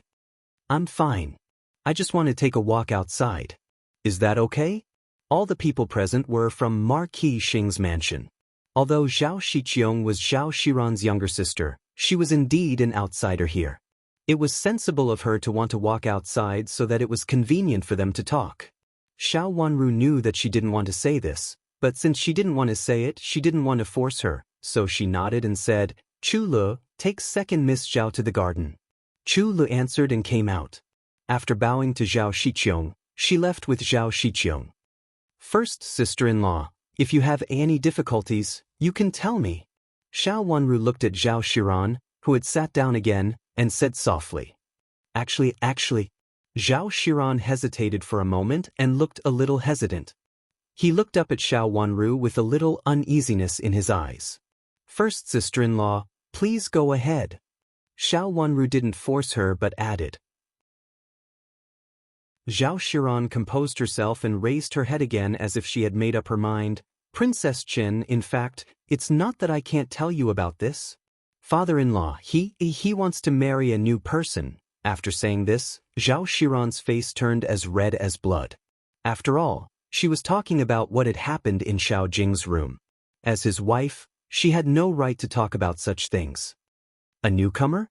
Xiao Wanru asked in confusion. Since she had already said it, the rest was not that difficult. Zhao Xiran pinched the handkerchief and said, I heard that she has been with Eunuch for a long time.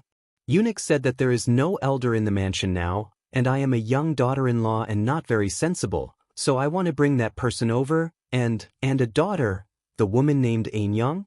Xiao Wanru immediately thought of that woman. She had forgotten about her before.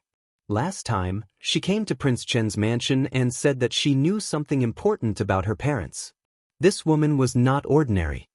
Originally, this kind of thing should be solved by my mother-in-law or old madam. But now my mother-in-law, old madam doesn't care about it. I really don't know what to do, so I want to discuss it with Princess Chen, but I'm afraid that it's inappropriate. Zhao Xiran lowered her head and said in one go. This matter was really difficult for her. It was really disgraceful for her to say that her father-in-law kept a mistress and wanted to marry her into the mansion.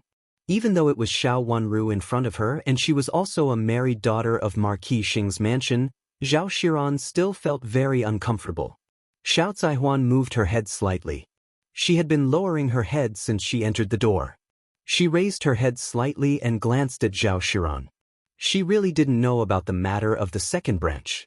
Has this matter been reported to old madam? Xiao Wanru said calmly. My father-in-law said that old madam is cultivating in seclusion, so it's not a big deal to disturb her. He asked me to prepare 2 tables of wine for him.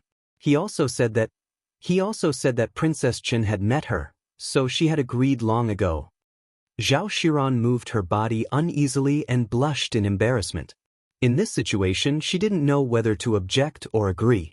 Even though Zhao Xiran thought she was smart, she felt that she had never heard of such a thing. As a daughter-in-law, what could she say? Especially when Xiao Hua had agreed. But as a daughter-in-law, should she be in charge of this matter? It was obvious that second grandma was in charge of it. What was wrong with it? She shouldn't be the one to deal with it, right? She had met him last time and he had agreed? Xiao Wanru sneered in her heart. Xiao Jing was determined to make use of her. At that time, he might think that she had found a wife for him. At present, the matter of Chu Luchen had just been brought up in the Imperial Court, and all the civil and military officials in the Imperial Court were staring at Prince Chen's mansion. At this time, if she said such words, wasn't it asking her to destroy Chu Luchen? As a daughter-in-law, Zhao Xiran had no right to speak about Xiao Jing's matter, but as a niece, she had no right to speak about it. Xiao Jing was obviously shifting the blame to her and letting her divert others' attention. He was really affectionate to his mother. But was he such a person? For so many years, if he was really such a person, How could he let the mother and daughter wander outside?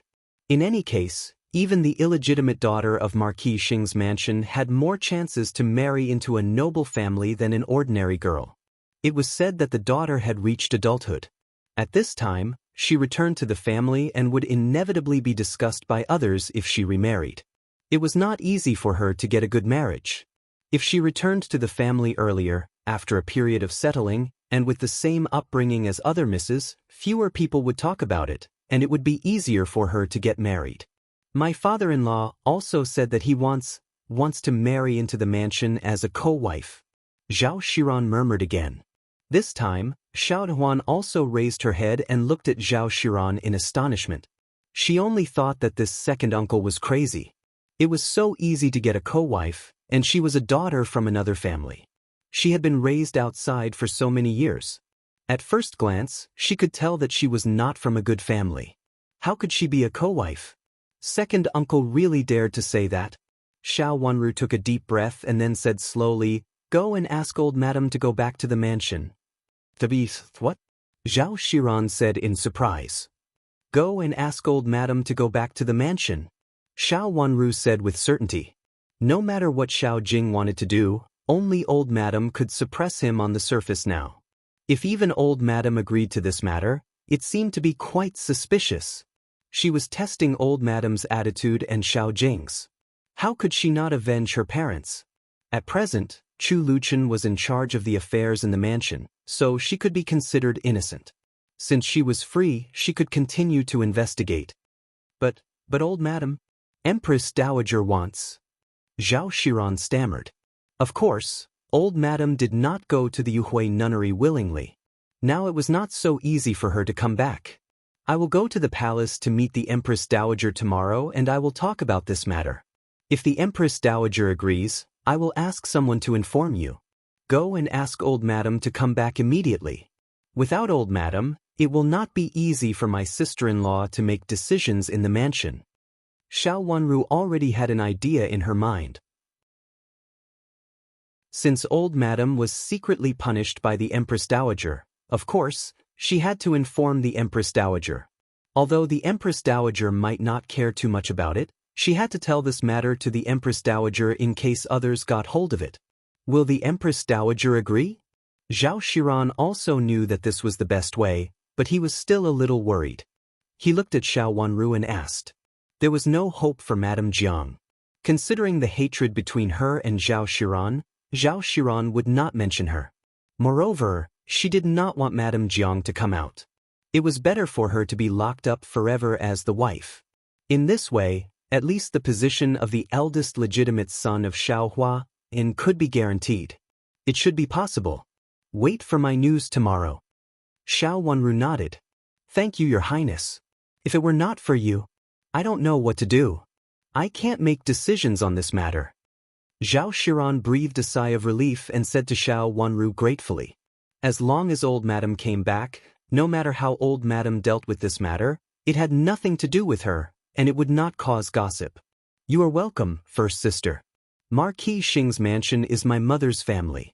How can I leave my mother's family alone? Xiao Wanru replied softly and smiled slightly. Fifth sister? Xiao Caihuan finally spoke. This was the first time she had spoken since she entered the room. She looked very hesitant and uneasy, and her face was red. It seemed that she wanted to say something, but she could not say it for a while. What's the matter, third sister? Xiao Wanru raised her eyes and asked. I'm fine. My mother asked me to ask you when you will return to the mansion. She said that you haven't returned to the mansion for a long time. Xiao Caihuan said with some difficulty, but her words were not as relaxed as before. It should not be what she had wanted to say at the beginning. At present, in the inner courtyard of Marquis Xing's mansion, the third madam was the only Changxing.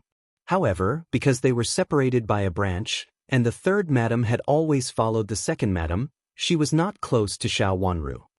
When old madam comes back, I will go back to have a look. Xiao Wanru gently held her injured arm and said with a smile. Then let's wait for fifth sister to come back. Xiao Caihuan lowered her head again, bit her lip, and hid the struggle in her eyes. Zhao Shiran looked at her in surprise. This third miss was brought here by the third madam when she was about to go out. She said that she would accompany her to Prince Chen's mansion to see Princess Chen. Now it seemed that there was something going on. What had happened to the third madam recently? Zhao Xiran had been keeping an eye on Marquis Xing in the past, so he really did not know what had happened to the third madam. After thinking about it, he found that it was not a big deal. Could it be that they really just wanted to ask Zhao Xiran to go back and get in touch with Xiao Wanru? At present, Princess Chen was not just Princess Chen. There was a fierce dispute in the court, and her father said that Prince Chen also had a reason to fight for the throne. Nanny Yu suddenly came in a hurry, walked up to Xiao Wanru and whispered something in her ear. Xiao Wanru suddenly raised her head, glanced at Zhao Xiran calmly, and then nodded. Zhao Xiran was shocked and hurriedly lowered his head, feeling uneasy. Chapter 11:19. After glancing at Zhao Xiran, Nanny Yu left in a hurry. It was just a small episode, and no one seemed to take it seriously. After continuing to talk, Zhao Shiqiong came in and sat beside Zhao Xiran. She held a handkerchief in her hand and lowered her head with a blush. Xiao Wanru's beautiful eyes glanced at Zhao Shiqiong's pink cheeks calmly, and there was a deep look in her eyes. Seeing that it was getting late, Zhao Xiran and Xiao Caihuan stood up and said goodbye. Zhao Shiqiong reacted the slowest. When they stood up and said goodbye, she realized that her sister had pulled her just now and stood up hurriedly. Xiao Wanru asked Yu Jie to send them out. After they left, Xiao Wanru turned her eyes to Chu Lu.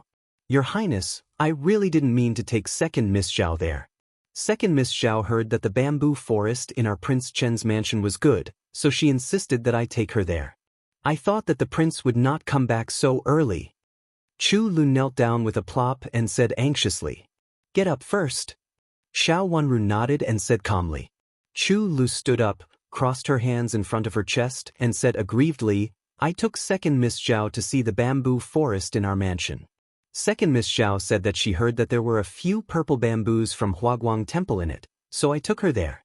I didn't expect to meet the prince. Your Highness, I really didn't mean to take her there. There was a small bamboo forest in Prince Chen's mansion, but it happened to be very close to Chu Liuchen's study. It was just behind the study's courtyard. There were a few purple bamboos from Huaguang Temple in it. Originally, there were only a few, but now they had grown into a small piece, which was also a scenery of Prince Chen's mansion. In fact, these purple bamboos had not been planted for a long time. It was said that Xiao Wanru liked the purple bamboos from Huaguang Temple 3 years ago. It had only been 3 years since then. Prince Chen's mansion was very careful because there were few bamboos. They were not inferior to the purple bamboos of Huaguang Temple for many years. However, they were not as old as the purple bamboos of Huaguang Temple, so they were not so tough when making things. At least from the appearance, they were equally excellent. Chu Liuchen seldom met outsiders because of his poor health. Not many people knew that there was such a bamboo forest in Prince Chen's mansion. This so-called hearsay was actually quite controversial. Originally, Zhao Shiqiong's visit today was a little unreasonable, but now, there seemed to be a reason. What did second Miss Zhao say to the prince? Xiao Wanru asked with a smile. Second Miss Zhao only bowed to him. Before she could say anything, His Highness left. Chu Lu thought for a while and answered. She felt very relieved at that time. This second Miss Zhao didn't avoid the prince when she saw him. Instead, she went up to greet him. Chu Lu, who didn't have any complaints about her, had a lot of complaints. Although Wang Ye's status was noble at that time, he did not need to walk over to greet him. He only needed to greet him from a distance. The two of them did not meet head-on. It was also for this reason that she had asked the little servant girl beside her to talk to Nanny Yu about this matter, so that the princess would have an early idea of what to do. Then you came back? Xiao Wanru asked. Your Highness only took a glance at her before leaving. Second young Miss Zhao blushed and stayed in the bamboo forest for a long time before following me back, Chu Lu said. This matter didn't seem to be a big deal. It was just a family member accidentally bumped into the prince. The two of them didn't say a word, so it was not a big deal. However, Chu Lu was very vigilant. She felt that it was a mistake to bring second Miss Zhao there today. She would never forget seeing second Miss Zhao's shy and charming look. Even though the prince only took a glance at her, second Miss Zhao was already so gentle and charming. It could be seen that she was a thoughtful person. Even if it was a spur-of-the-moment idea, it was indeed an idea. Next time someone comes and wants to see the garden, just do it in the inner garden. Xiao Wanru already understood in her heart and gave an order. There was a trace of gloominess in her watery eyes. There had never been such a thing before. It was because of Chu Liuchen's health and his awkward identity. Now that these things were not a problem and even had the momentum to soar, some people couldn't sit still. It was really ridiculous that the second lineal daughter of the minister's mansion wanted to be a concubine. Of course, Xiao Wanru believed that they wanted her to be the princess. Yes, Your Highness, I understand. Yu Jie nodded and said softly, Your Highness, I think second Miss Zhao looks a little like you. What do you mean? Xiao Wanru raised her watery eyes and asked with interest. I just think so. In fact, there is not too much reason. I just think that second Miss Zhao is beautiful and a little charming. She looks like a princess, Chu Lu said after thinking for a while. Chu Lu thought about it and described it. She couldn't describe this feeling at the moment. It wasn't because they looked alike. Second Miss Zhao and Wang Fei didn't look alike at all, but she felt that they were the same type. It was just that the princess was a little more outstanding than second Miss Zhao. Xiao Wanru understood. She picked up the teacup at hand with a smile, took a sip, and slowly put it down. She thought that Chu Luchen liked her type, so she found a similar one to explore the way. She was probably the first one, but definitely not the last one. Those who looked down on Chu Luchen in the past might rush to him one by one at this time. In addition to Chu Liuchen's appearance, Xiao Wanru believed that there would be many misses like Zhao Shiqiong. Even if she could guard against them in Prince Chen's mansion, it would be difficult to guard against them outside. Some people valued the power of Prince Chen's mansion, some valued the future situation of Prince Chen's mansion, and some valued Chu Luchen himself. A handsome and elegant young man could often win the hearts of many girls. Even in the past, many misses had thrown themselves at him. What's more, Chu Liuchen's original shortcomings seemed to have disappeared. Pay more attention in the future. Don't bring any outsiders to Prince Chen's place, especially the wife's family members. Xiao Wanru's eyes became soft, and there was a hint of understanding in her black and white eyes. At this time, she couldn't let anyone drag Chu Luchen down. Zhao's mansion? Minister Zhao's two daughters were not easy to deal with. What did Minister Zhao want to do? It seemed to have something to do with Marquis Xing's mansion. She was really looking forward to it. Only one carriage came from Marquis Xing's mansion. Zhao Shiran, Zhao Shiqiong, and Xiao Caihuan all got in the carriage. The carriage was very spacious, and it was not crowded for 3 people to sit in it. Zhao Shiqiong blushed. She looked at Xiao Caihuan and wanted to talk to Zhao Shiran, but it was not convenient, so she could only hold the handkerchief in her hand and lower her head. She seemed to see the extremely handsome face just now, and her fingers couldn't help cramping. How could someone be so handsome? Even though he just glanced at her, she blushed and her heart beat faster. It turned out that this was Prince Chen. This was Prince Chen. Prince Chen was so outstanding. If she had known this, she would have agreed to marry Prince Chen anyway. In fact, at the very beginning, Minister Zhao had taken a fancy to Prince Chen and mentioned it to Zhao Shiqiong. He said that if she agreed, he would find a way to send someone to the Empress Dowager. At that time, Zhao Shiqiong refused without hesitation and told Minister Zhao that she heard that Prince Chen was a dying patient. She even cried and blamed Minister Zhao for not loving her and wanted her to be a widow. Now that Prince Chen was in good health, she was also a little tempted, so she listened to Minister Zhao and entered Prince Chen's mansion to see Prince Chen. She didn't expect that Prince Chen was such a handsome person. The image of a handsome and elegant child was more outstanding than any man she had seen before. Although this handsome and elegant Prince Chen just glanced at her coldly and walked past her as if she was nothing, Zhao Shiqiong's heart still beat faster. If it were Prince Chen, she would be willing to be his concubine. She regretted it. If she had promised her father, would she have been the current Princess Chen? It was said that Prince Chen loved Princess Chen very much. If she hadn't heard the rumors, she would have been the one enjoying all this now. She was so regretful that she scratched her ears and cheeks. She had a lot to say to Zhao Shiran, but Xiao Zaihuan was beside her, so she could only bear it. Fifth sister won't like it? In the quiet carriage, Xiao Zaihuan suddenly said. Zhao Shiqiong suddenly raised her head and looked at Xiao Zaihuan. Zhao Shiran also frowned. Xiao Zaihuan's eyes fell on Zhao Shiqiong's shy face and continued, Fifth sister won't like it. If fifth sister doesn't like it, Prince Chen won't like it either. Third Miss Xiao, what do you mean? Zhao Shiqiong's face was red and hot, and she felt ashamed and annoyed as if her thoughts had been seen through.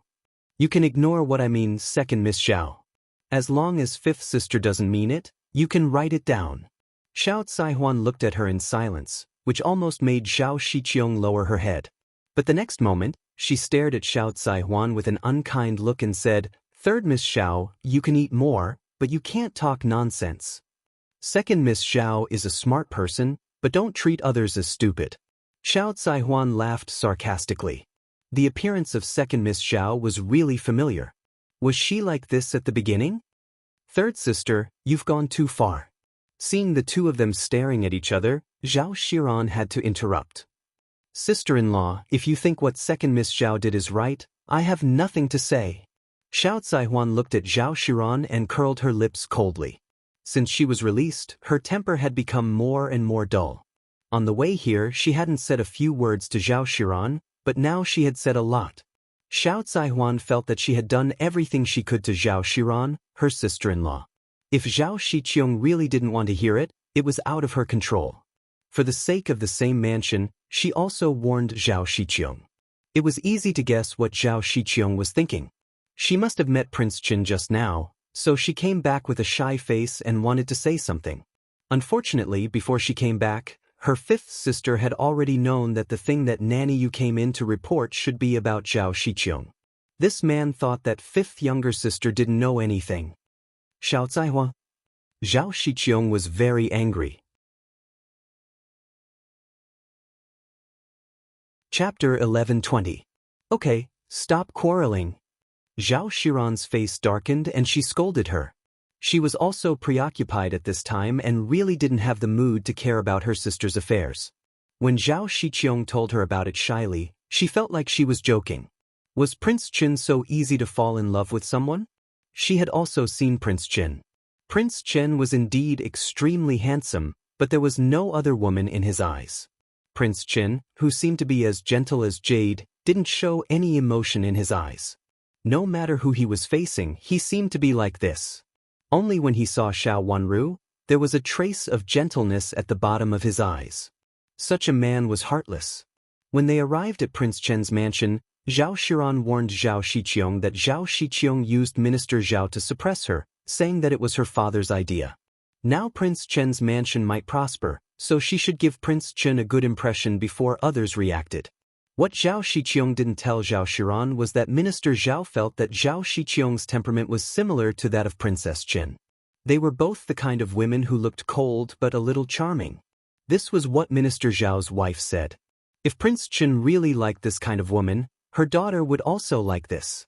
Originally, she just listened to Minister Zhao's words and felt that it was okay to have a look. If she didn't like Prince Chen, she would refuse. She was also the daughter of the minister's mansion's legal wife, so why should she be a concubine? But she didn't expect that she would fall in love at first sight. Seeing that Zhao Shiran was angry, Zhao Shiqiong lowered her head and ignored Zhao Shiran and Xiao Zaihuan, but her heart was still burning. Her father said that Prince Chen liked her appearance. In fact, not only Prince Chen, but many men liked her like this, so she still had a lot of opportunities. Now that Prince Chen had spread his wings, it was impossible for Princess Chen to be the only female master in the backyard of Prince Chen's mansion. Her father was behind her, and with her identity, she was willing to be a concubine. Naturally, it would be a matter of time. Moreover, she was good-looking. Although she couldn't compare with Princess Chen, there was one thing that Princess Chen couldn't compare with her. Princess Chen was younger than her. It was said that she hadn't reached the marriageable age and was a little immature, but she was different. During the draft, Zhao Shiqiong did not intend to attend it, so she deliberately reported her illness. Now she regretted it very much. If she had attended the draft at that time, Zhao Shiqiong would not have had a chance. She was the first one.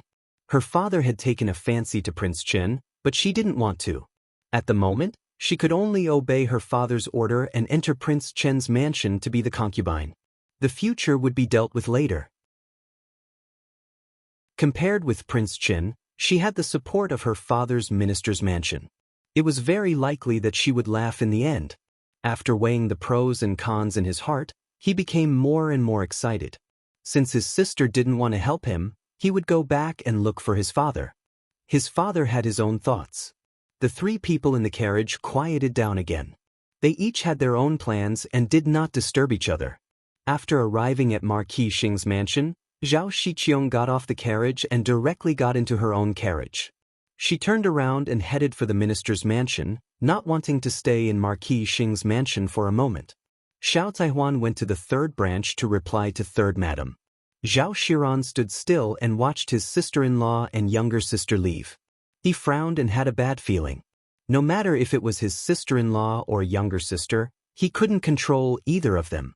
After thinking for a while, he didn't go back to his courtyard, but went to Xiao Hua An's study room. Shaxian. King. Lu. To say. She. To the study door. At the entrance, she saw two manservants guarding outside. Seeing her coming, one of the manservants immediately went to report. When she walked in front of them, the other manservant had cleverly stepped forward and saluted Zhao Shiran. The one who had just reported the news also said, "First grandmother, first young master invites you in." "What is young master doing?" Zhao Shiran asked casually. "Eldest young master is reading a book," the servant said. Zhao Shiran walked into the study. Behind the desk in the study, Xiao Huan was sitting on the couch. Seeing her coming in, he put down the book in his hand and smiled. "I went to see fifth sister. How was it?" His leg had not fully recovered, so it was better for him to read while lying down. If he was tired, he could lie down and rest. Zhao Shiran turned to the couch behind the desk and sat down. Looking at Xiao Hua An's pale face, he sighed in his heart. There must be. After all, Xiao Hua An was her husband. No matter how unwilling she was, Marquis Xing's mansion had declined and was no longer the Duke Xing's mansion it used to be. Infanta Yuan and could not take revenge even if she bullied them. Now, even the position of heir of Duke Xing was gone. Fifth younger sister looks pretty good. Get up and meet people. I can see that there shouldn't be a big problem with her. It's not like the rumors outside saying that her life is in danger. Zhao Shiran collected the myriad of thoughts in his heart and replied. The rumors are rumors after all, and they are not very credible. Xiao Hua In said gently. He reached out to hold Zhao Shiran's hand and looked at her affectionately. You have been wrong these days. It's all because of my uselessness that you have suffered so much. Boy, don't feel wronged. Zhao Shiran's eyes turned red and she lowered her head. Although she had a lot of plans in her heart, she still felt sad when she thought of the lost child in her belly. Her eyes involuntarily fell on her belly. If nothing had happened at that time, the child should have been pregnant now. After a few months, she could give birth to her own child. I'm sorry. It's all my fault. Seeing her eyes fall on her belly, Xiao Yan knew that she thought of the lost child again. He felt more and more pity for her. He pulled her into his arms and patted her gently. It's okay. It will pass. Everything will pass. His father told him what had happened in the past. It was not him who became heir of Duke Xing. But in the end he still got the title. He gave it up temporarily for a better rise in the future. When the opportunity was ripe, everything would be his. Don't say that. It's not your fault. Today, third sister came with me. She was very surprised. It seemed that she had something to say to fifth sister, but it was not convenient for her to say it in front of me. She just asked fifth sister to come back to the mansion and said that third aunt wanted to see her. Zhao Shiran quickly controlled her emotions.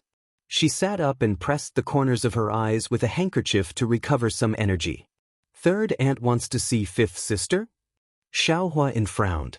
He couldn't figure out why third aunt wanted to see Xiao Wanru. Even when Xiao Wanru was in the mansion, the third branch didn't want to see her. Now it was really strange that third aunt suddenly wanted to see Xiao Wanru. He should ask his father to check it later in case the third branch ruined it. It should be like this. Third sister has never appeared in front of others before. This time, she took the initiative to ask to go with us. I felt a little strange at that time. Zhao Shiran nodded and said, Xiao Caihuan was very low-key now, more low-key than before. It was said that the third branch was helping her to find a blind date. He didn't know whether her face had recovered. Since she came out of the Imperial Palace, she had been wearing a veil. But it had been a long time. Could it be that she hadn't recovered? Pay more attention to the third branch. Third aunt used to be quiet, but now. Speaking of this, Xiao Huan said with a trace of sadness on his face. He held Zhao Shiran's hand a little harder and said, At this time, it is possible that third uncle and third aunt have other ideas. With the decline of Marquis Xing's mansion, it was understandable that the third branch had other ideas. But it would be fine as long as it didn't involve Xiao Huan's branch. Xiao Huan didn't care about the affairs of the third branch and was not close to his third uncle. He only thought that his third uncle was not a man who had made progress. Since his father told him some things, his mind had changed dramatically, and he couldn't help paying attention to some things. His father was right. He was indeed careless. Maybe he was not the only one who was careless. Both his mother and sister were careless. Who could expect that a cousin who had just been found would cause so many things to happen to their family? If he had known this would happen, he would have taken action at that time instead of letting his mother and sister play with them and thinking that they could not get out of the control of the backyard of Marquis Xing's mansion. After all, he was careless. He had to pay more attention to the affairs of his own backyard. Xiao Huan's eyes became gloomy unconsciously. But when he found that Zhao Shiran was in front of him, he immediately became gentle again. I will pay attention to third aunt and two sisters. Today, Princess Chen asked me to invite old madam out of Yuhui Nunnery. She said that she would meet Empress Dowager tomorrow and ask for Empress Dowager's forgiveness. Then she asked me to invite old madam. Zhao Shiran nodded and mentioned what had happened today. Xiao Huan, who was holding her hand, became stiff. He suddenly raised his head and said involuntarily, What does she want to do? Princess Chen said that she didn't know that woman and felt that it was not good to have no elder in the mansion now. So, she wanted to ask Empress Dowager for a favor. I also think it is not appropriate for Grandma to stay in Yuhui Nunnery all the time. Others will only think that we are not filial as juniors. Zhao Shiran took the opportunity to say. Xiao Huan's face darkened unhappily. He looked at Zhao Shiran suspiciously and said, Father has decided on it. Grandma can't stop it. You can just treat it as an elder. Anyway, you don't have a son and only have a daughter. You just need to marry her. At most, you will give her a dowry. It is nothing. You don't need to care about it. Why would I care about this? I'm just afraid that you will care. I originally wanted to persuade you, but grandmother is not here. As a daughter-in-law, it's really difficult for me. Looking at fifth sister, it doesn't seem like she will help you in this matter. Zhao Shiran reacted quickly and said with a little modesty, I am useless. Maybe my husband will be punished by father.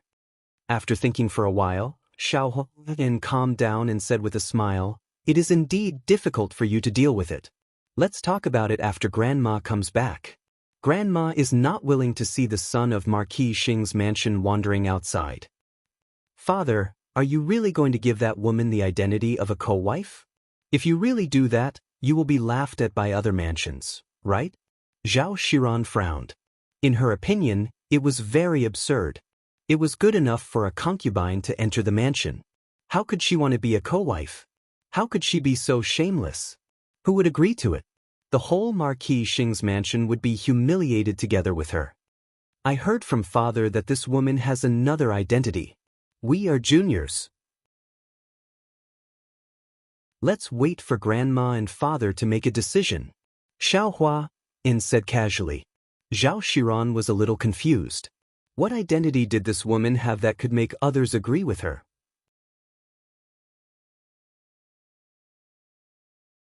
Chapter 1121.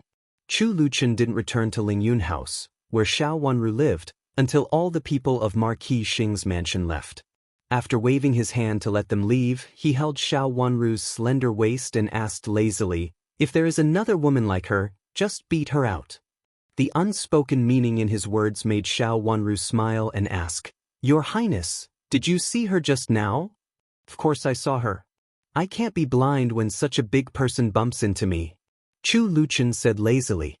He half-held Xiao Wanru in his arms and sat down on the large chair. Looking at her still pale face, he said, "If you don't want to see her, then don't." Chu Luchen had seen how Xiao Wanru entered Marquis Xing's mansion step by step and lived a difficult life in Marquis Xing's mansion. He also knew that she would never like people of Marquis Xing's mansion. Since she didn't like them, he could just ignore them. Xiao Wanru reached out to pull his big hand in front of her. She raised her watery eyes and said with an elegant and charming smile, "I heard from Chu Lu and others that she seems to be a little like me." "Really?" Chu Luchen seemed to think for a while with interest and then said with a smile, "Do I look like her?" "No, not at all. My Zhuozhua is unique. How can she look like me?" Xiao Wanru seemed to feel a sweetness in her heart and couldn't hide the smile on her face. "What? Are you jealous?" Chu Luchen raised his eyebrows and felt that the woman was not useless. He thought to himself that if there were always such a woman bumping into him in the future, would he be able to feel Zhuozhua's care more? In fact, it was not impossible. He raised his handsome eyebrows and smiled with a bit of evil charm. "Your Highness, do you think it's interesting?" Xiao Wanru asked with a faint smile. Her pink face seemed to be smiling, but also a little annoyed. Chu Luchen felt that he couldn't show his interest at this time, so he immediately shook his head and said, "No." "Since you don't, why are you so happy?" Xiao Wanru curled her pink little mouth. The light color made them look very similar. However, even so, Xiao Wanru's cherry lips were still a little pink, which made her look very lovely. Chu Liuchen's gaze involuntarily fell on her cherry lips. On her jade-like face, her watery eyes were slightly raised, and her long eyelashes fluttered twice, as if they were fanning his heart, making his heart itch. His Adam's apple involuntarily moved slightly. He was not a person who followed the rules, and the person in front of him was his beloved, who was going to marry into his family. He lowered his head and pressed his lips against her soft and fragrant lips. Even though it was just a slight contact, he felt his heart surging with excitement. His hands involuntarily tightened, almost embedding the person in his arms into his body. The corners of her lips were no longer satisfied with the taste, and they moved towards her cherry lips. The low cry of pain woke the two people who were intoxicated. Chu Liuchen's body stiffened, and he immediately loosened his control on Xiao Wanru. "What's wrong? Are you hurt?" Xiao Wanru gasped hard. Feeling the fresh air in her mouth, her little face was flushed, and a strand of her black hair fell down, which made her look more gentle and beautiful. Her watery eyes were full of Chu Liuchen's figure. His innocence and charm were intertwined, and he was fatally attractive. She, who was panting, made people want to hurt her to the bone. "I'm fine. I accidentally bumped into it." Xiao Wanru gasped twice before she felt that she had recovered. She lowered her head and leaned against Chu Liuchen's chest. She was too shy to raise her head. She was also immersed in it just now and accidentally moved her injured arm. In fact, she moved her arm when she was immersed in it, but she was really embarrassed to say it out loud. She just blamed Chu Luchen for bumping into her. Looking at her shy face, Chu Luchen laughed, put his hands down, and gently hugged her to calm down the excitement in his body. His eager eyes gradually calmed down, and then became deeper. He reached out to touch her head and said, "I went to see Imperial Grandmother just now. Imperial Grandmother said that she wanted to send the concubine back to the mansion again. She said that I have recovered and don't need to guard you anymore." Xiao Wanru was stunned, and the tenderness on her face disappeared immediately. She reached out to push Chu Luchen away to see his reaction, but the hands holding her slender waist did not loosen. She heard Chu Liuchen's low and clear smile in her ear. "Don't worry. I said that I'm not interested in those women. Imperial Grandmother also knows that I don't like other women." Then, Then what about the matter in the imperial court? Xiao Wanru breathed a sigh of relief, but couldn't help asking. If Chu Luchen wanted to move up, in fact, it was the best way to find a few more women to marry into the backyard. With women as a link, he could better get help. In the past, the reason why Xiao Yanru could win the admiration of Chu Luiwei and Chu Liuzhou was, on the one hand, her outstanding appearance, and on the other hand, Marquis Xing's mansion behind her. Although it was she who proposed this, her heart inexplicably tightened. She held the handkerchief in her hand and rubbed it hard. Her head was still leaning against Chu Luchen, and she could hear his strong heartbeat, which almost knocked on her heart, making her feel numb and a little flustered. She involuntarily bit the corner of her mouth for some inexplicable reason, but she knew that at this moment, her attention was all on Chu Luchen, listening carefully to the possible answer he might say. She heard Chu Liuchen's soft laughter. It was very light, but Xiao Wanru could hear that he was happy. Was he very happy? Such a thought inexplicably flashed in her mind. The affairs in the imperial court have nothing to do with you. If you can't even protect your own woman, how can you have anything to do with the affairs in the imperial court?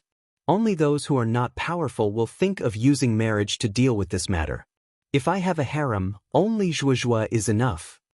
Chu Liuchen's voice was very elegant, but every word fell into Xiao Wanru's heart.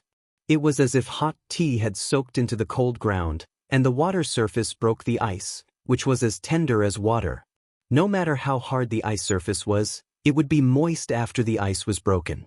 Xiao Wanru closed her eyes hard and suppressed the excitement in her heart. She slowly reached out her hand and then decisively hugged Chu Luchen. Her anxious heart fell to the ground. In fact, she had always been not confident. She was very grateful for this love, but she was not confident.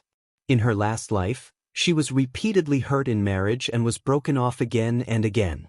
In the end, she had no choice, but those people did not let her go. She was broken off not only because of her face, but also because of her confidence. When she was in Jiangzhou, she was a little naughty, but in the end, she was so timid that she did not even dare to say a word. It was those people who suppressed her to such an extent. After being reborn, deep in her heart, she always had an inferiority complex and did not dare to ask for too much. She was afraid that if she asked for too much, she would lose too much. At that time, she would not be able to live with herself. Thank you. Tears welled up in her eyes. With the enlightenment of this life and the previous life, the knots in her heart were opened one by one, slowly and firmly for Chu Luchen.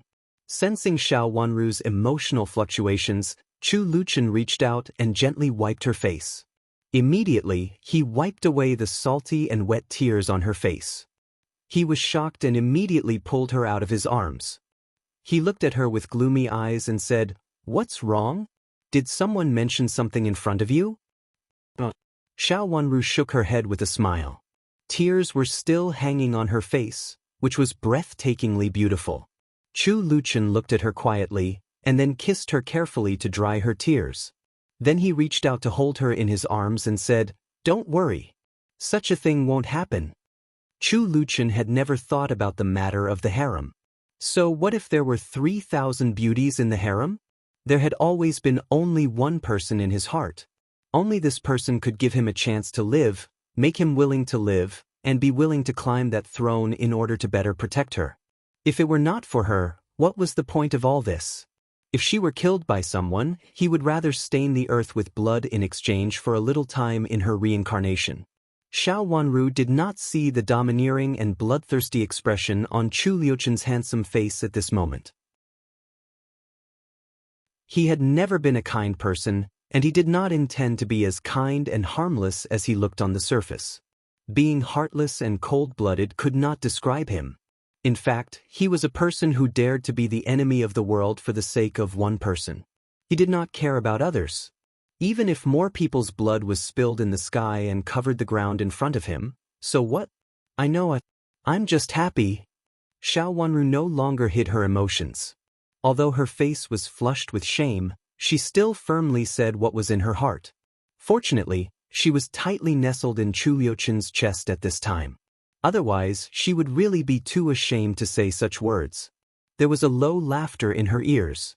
With the vibration of Lin Liuchen's chest, a bright smile appeared on her face, and her delicate facial features were vivid and beautiful. The princess of the Su country is going to the capital city. Princess Yutao is the marriage envoy, and Princess Yuyen is going to marry Chu Qing, which has nothing to do with our mansion. Next, Chu Luiyue and Chu Liuzhou will get married. If Imperial grandmother wants to take this opportunity to say something, you don't have to care about it. Just blame it on me. Chu Luchen reminded her. He knew Imperial grandmother's character. Since she had mentioned it, she would definitely talk to Xiao Wanru. He had to remind her first in case she accidentally agreed to something. Anyway, he had been willful and capricious. He had not taken a fancy to anyone before, and he would not take a fancy to anyone in the future. It was useless for Imperial grandmother to talk to him. I know, Xiao Wanru said with relief. After thinking for a while, her long eyelashes fluttered, and she opened her eyes and said, Nanny Wei is Wei Dehai's aunt. Wei Dehai took a fancy to my butterfly clothing shop and was Nanny Dong's former husband. After abandoning his wife and daughter, he married his current wife. He also has a niece, who is the fiancée of Commandery Prince Qing. She has been living in the Yuhui nunnery for a whole 5 years. Wei Dehai? Chu Luchen thought about it and said, I've already noticed her. Don't worry. Xiao Wanru breathed a sigh of relief. This matter was very complicated. She was afraid that Chu Luchen did not notice Wei Dehai. She always felt that although this person did not have a high official position, he was inexplicably related to the overall situation.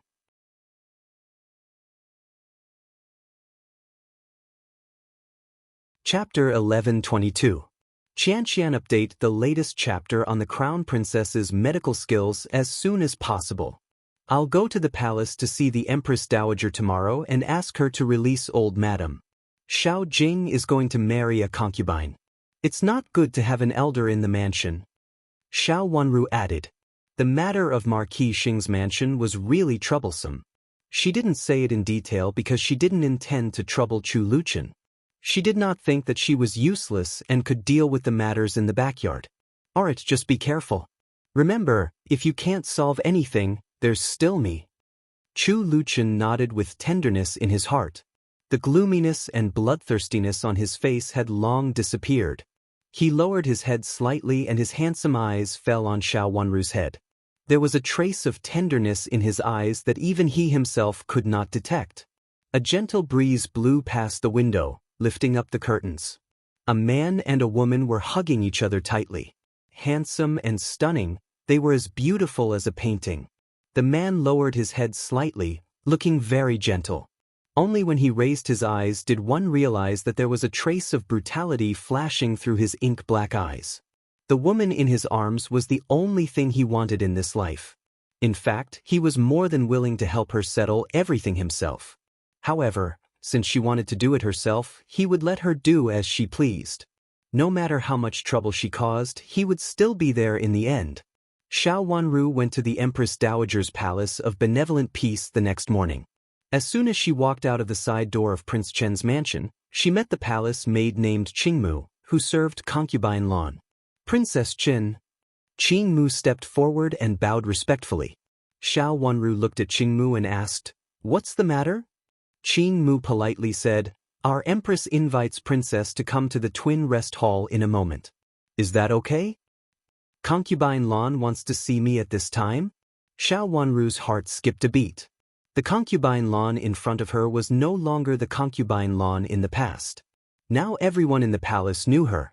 She heard that these past few days, the emperor had been resting in Shuangxi Palace, and because of her, he had punished the people from the imperial kitchen.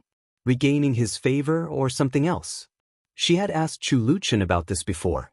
Chu Luchen said that he was very cold to concubine Lan. It was obvious that he didn't want to mention concubine Lan. His attitude was the same as before. Chu Luchen didn't like concubine Lan very much. If it were the former concubine Lan, Xiao Wanru would not care.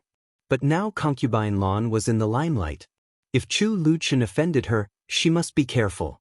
Xiao Wanru was worried, so she went to ask Nanny Zheng.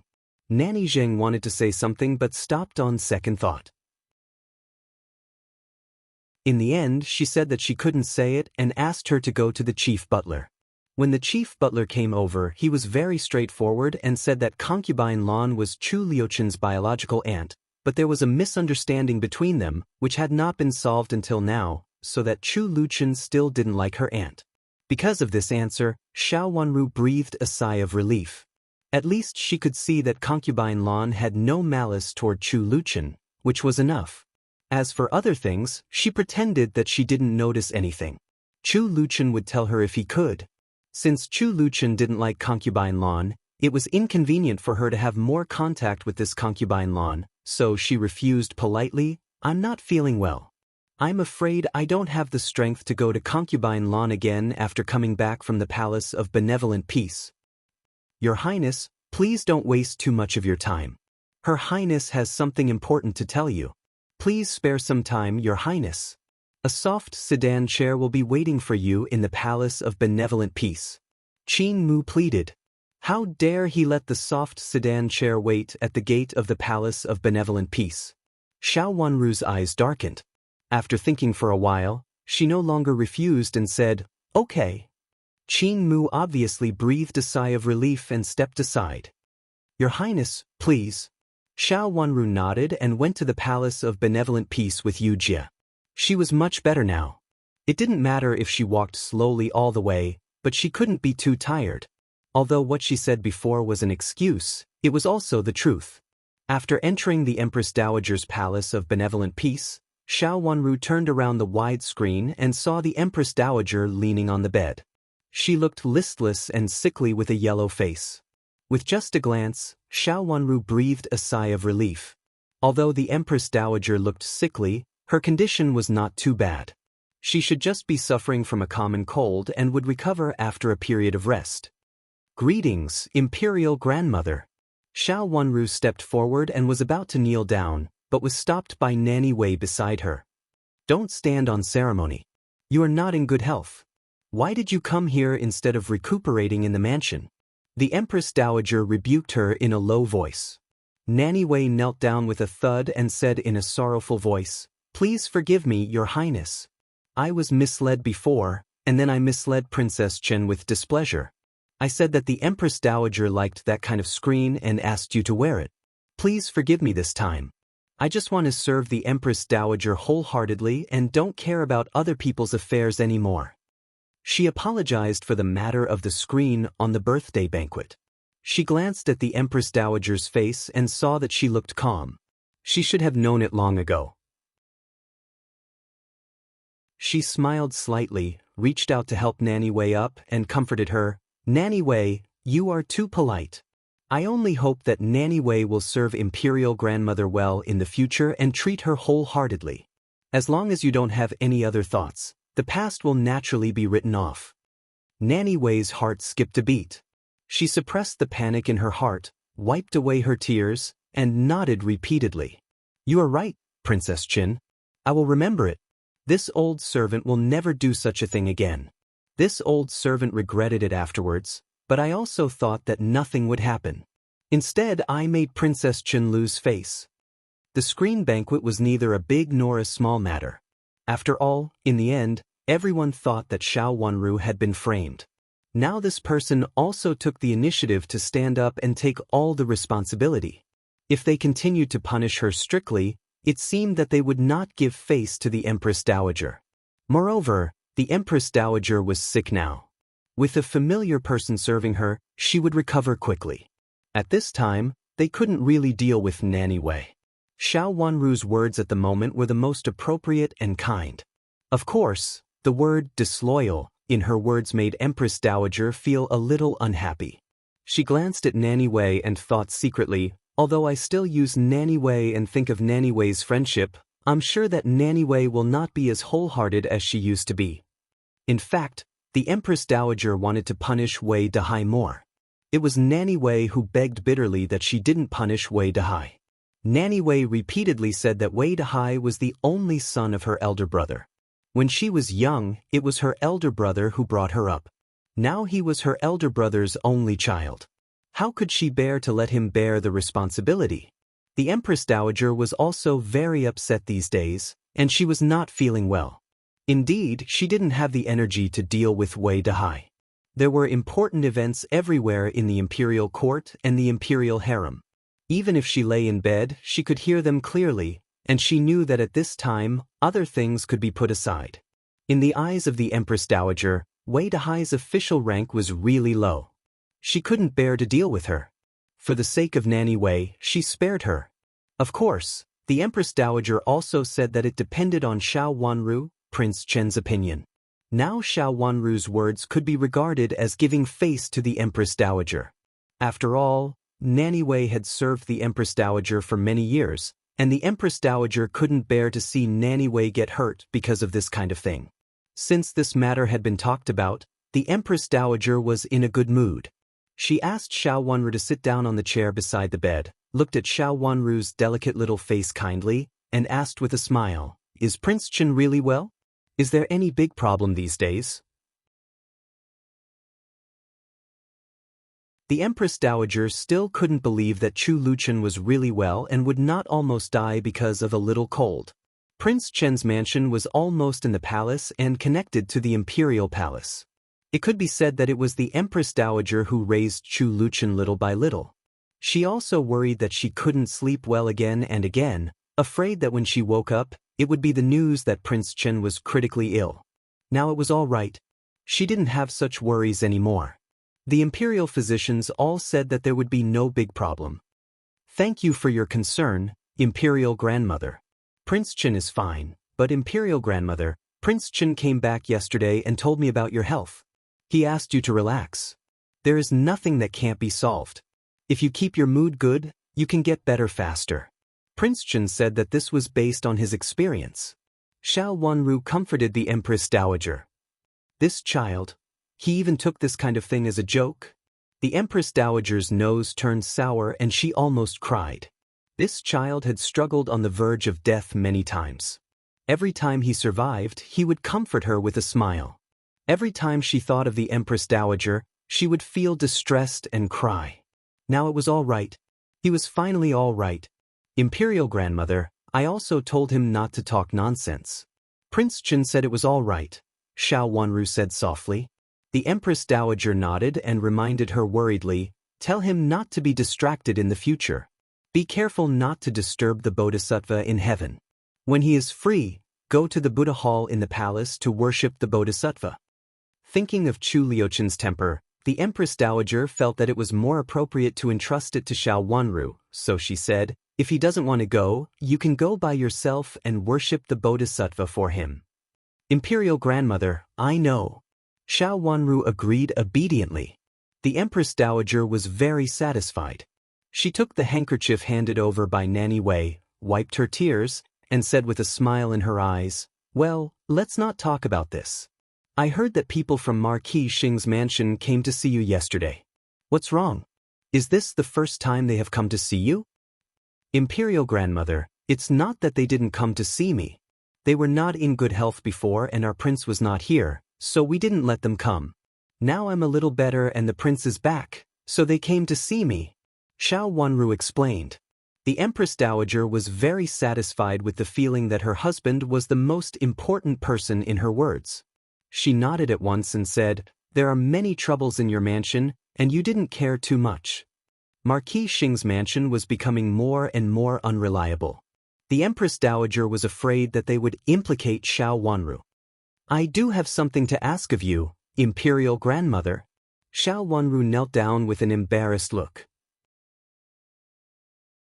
"What did they ask you to ask of me?" Seeing this scene, the Empress Dowager understood and asked with a darkened face.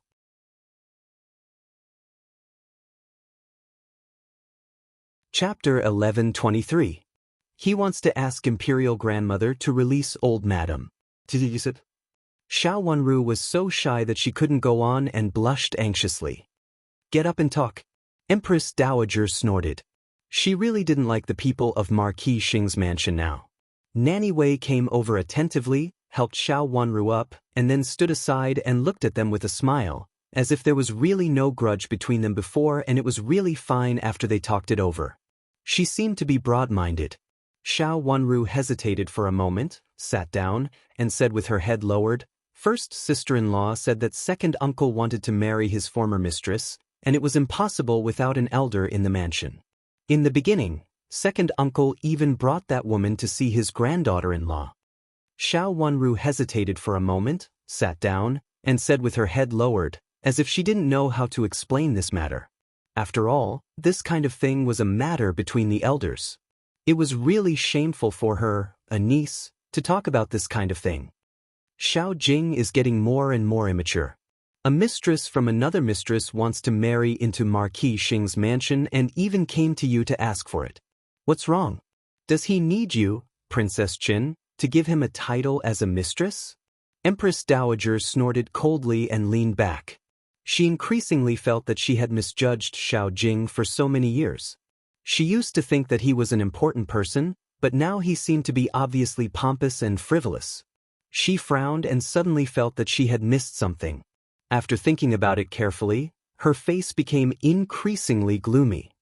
He still wants to marry her? Even if Madame Jiang is not his wife, she is still his legal wife, Madame of Marquis Xing. Does he want to give up his position to that mistress after becoming a mistress? He really doesn't know what to do.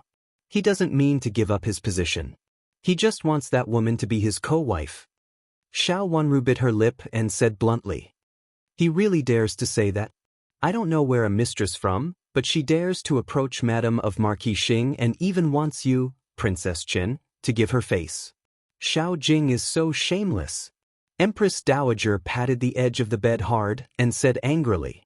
Nanny Wei hurriedly said with a smile, Empress Dowager, don't be angry. Marquis Xing's mansion lacks an elder to take charge. Xiao Wanru raised her head and nodded. Imperial grandmother, please ask old madam to come back. After all, there is an elder in charge of the backyard who can control second uncle. If it goes on like this, it's hard to tell what will happen. That woman came to the prince's mansion before, but the prince was not there at that time, and I was not in the mood to see her. Xiao Wanru calmly told her that the girl named Anyang had come to Prince Chen's mansion before. No matter what Xiao Jing schemed against her, it was always right to report it to the Empress Dowager first. She had a feeling that it was not that simple. If that woman didn't have someone to rely on, she wouldn't be so bold as to make trouble in front of her door. How could she be sure that she wouldn't punish her? He's rebelling. He really thinks that Prince Chen's mansion is his Marquis Xing's mansion. I'll ask the Emperor to control Marquis Xing's mansion later. The Empress Dowager became more and more angry. Prince Chen was the prince that the Empress Dowager cared about the most, and Xiao Jing was targeting Prince Chen. Ask someone to pick her up later and ask her to manage Marquis Xing's mansion well, so that such things don't happen all the time, the Empress Dowager said angrily. Thank you, Imperial grandmother. Xiao Wanru thanked her. It has nothing to do with you, and you don't need to interfere in it. Let Marquis Xing's mansion solve it themselves. They can't even deal with a mistress. Xiao Jing, Marquis Xing, had better give up his title as soon as possible. The Empress Dowager looked down on Marquis Xing's mansion more and more. At the same time, she felt lucky. Although Xiao Wanru was a miss of Marquis Xing's mansion, she was not brought up in Marquis Xing's mansion, so she was different from other misses in Marquis Xing's mansion. However, the Empress Dowager felt very sick of Xiao Yanru, who was famous for her beauty, when she saw what Xiao Yanru had done before. Yes, I'll keep it in mind. But I'm afraid that others will think that I've married into Prince Chen's mansion, so I don't even care about my mother's family. After Xiao Wanru agreed, she looked uneasy. As a new daughter-in-law of the royal family, she was young and tender, so she did have these scruples. The Empress Dowager understood and naturally supported her. It's okay. If someone criticizes you with this matter, I will definitely uphold justice for you. Thank you, Imperial grandmother. Xiao Wanru stood up excitedly and bowed.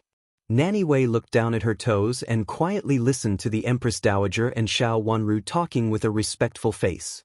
Only she knew that she had underestimated Princess Qin before. Although she was young and married to Prince Qin, she did everything flawlessly.